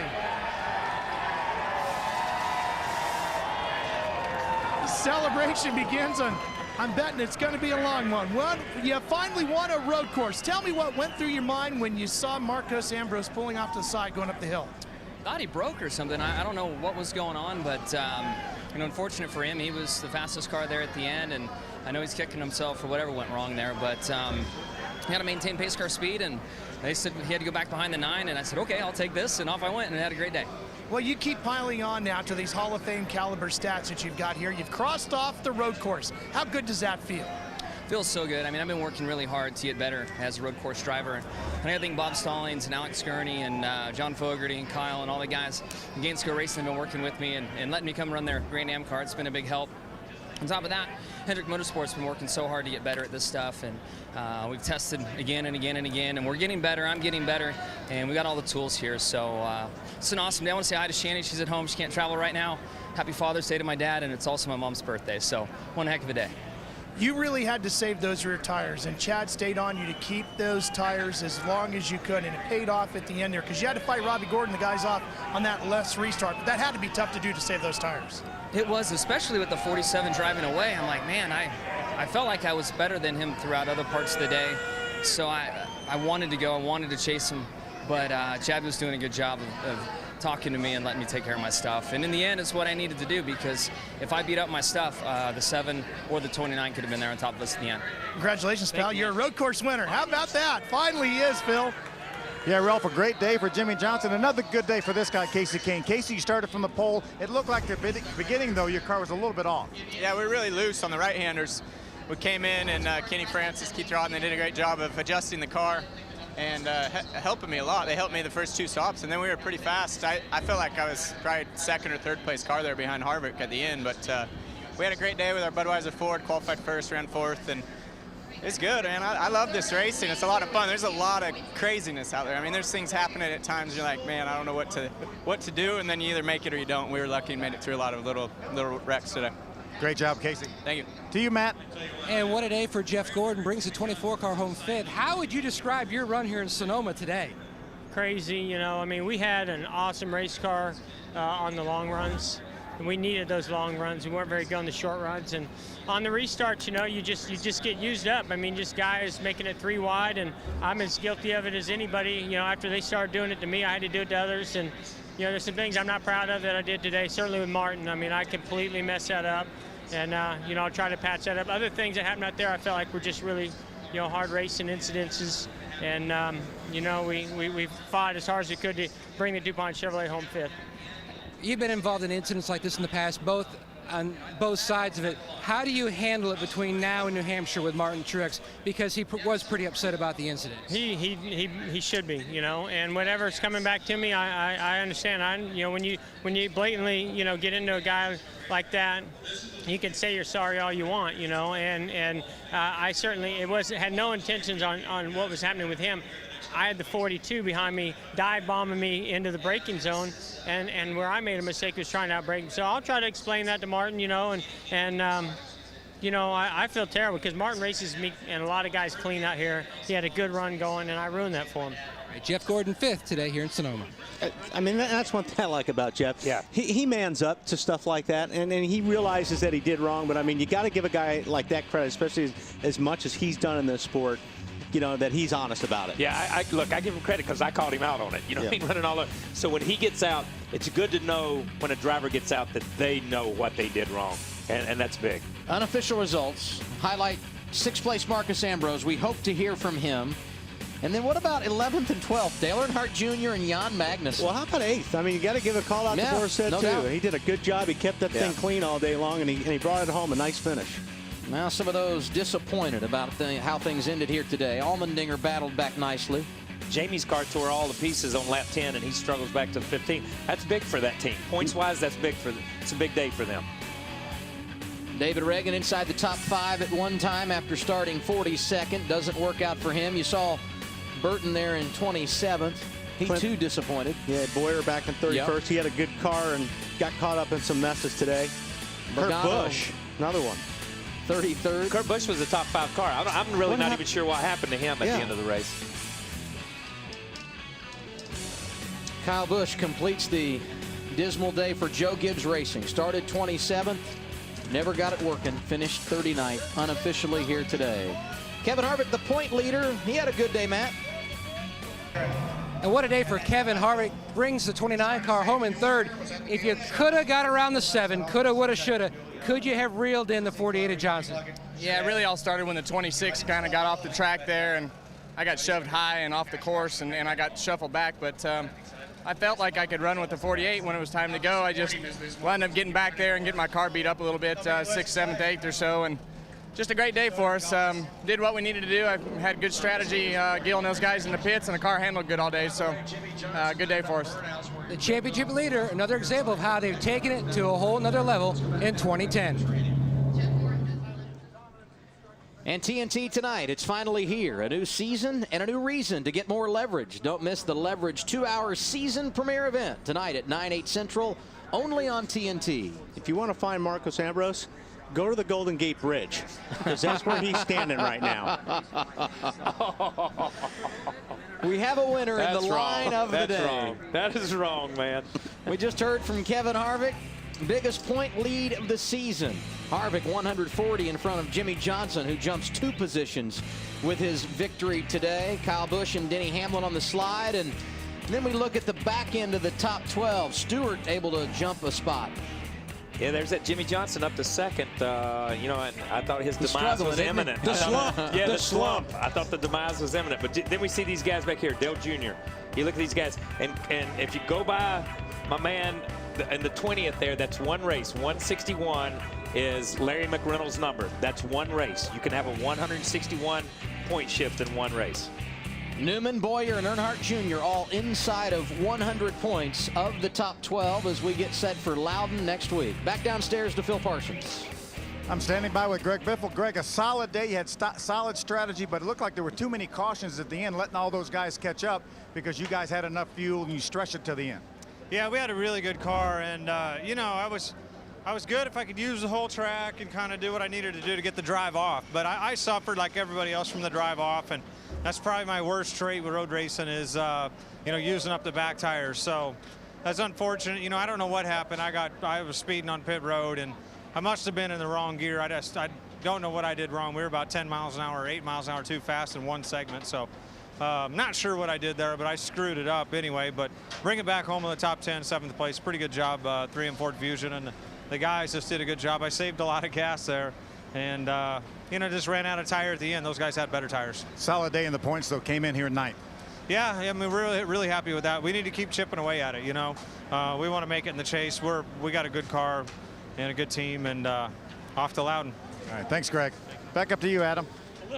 Phil, a moment ago we showed you the unofficial results and some curiosities up here as to why Kurt Busch was shown in 32nd. And here's the reason why. Late in the race, a restart.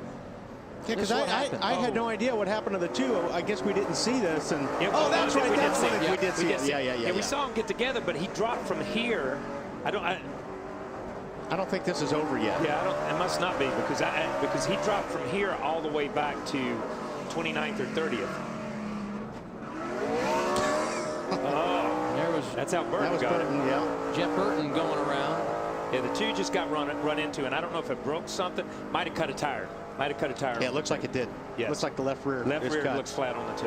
Kurt Busch fell 2 positions to 6th in the standings. Now we hear from Marcus Ambrose, Marty Snyder. I'll answer it for you as a right rear on Kurt Busch. Let's get Marcus Ambrose. First of all, why cutting the car off? Because fuel wasn't really a concern, was it? No, I just got told to, and you know, it's the first time I tried to re-crank it there on that left-hand bend uphill, and I just didn't refire. So my bad. Just feel really disappointed. You know, I mean, I don't like the call, but it is what it is, and you know, I should have had the motor cranked up, and it would never have been an issue. Were you aware of the rule that you have to keep pace for the pace car? Well, I kept rolling, but you know, it's a judgment call. You know, I know the rule. I didn't stop. The car kept rolling. It's just it's uphill like 40 degrees. So, you know, I was just trying to get the motor cranked, and it is what it is. So, terrible way to finish. Well, you took a moment to cool down. How do you put this behind you, Marcos? Oh, I'm just going to go home and see my wife and kids and give them a hug, and we'll get him next week. All right, thanks, Marcos. He spent a lot of time in the hauler, guys, wanted to calm down, and obviously a very disappointing 6th place finish. Yeah, you got to give him. He did. He rested. He gave himself time to calm down, and that's big. That's big. Because I've mouthed off at everybody, and we all have. Everybody has. But you see him. He's coasting up the hill here, and like he said, I never came to a stop. I think when he sees this, he'll realize he came to a dead stop. Yeah. In his mind, in his mind, he never came to a stop. And look, when you think back on it, it's bad, but you got to give the guy credit for stepping up and talking to us. We appreciate that. That dropped him from 1st to 7th. He eventually finished 6th. Next Sunday, NASCAR on TNT heads to New Hampshire. Coverage begins at noon Eastern with Countdown to Green. That's followed by NASCAR Sprint Cup Racing from New Hampshire, presented by Captain Morgan. That's next Sunday right here on TNT. Up next on TNT, in the East, War of the Worlds, and in the West, Law and Order. Head to NASCAR.com right now for the NASCAR on TNT post-race show. Interviews, analysis, and more live now on NASCAR.com. We had a first today, Jimmy Johnson winning on a road course. Congratulations to him and the 48 team. With Kyle Petty and Wally Dallenbach and our entire NASCAR on TNT crew, I'm Adam Alexander. So long from Wine Country.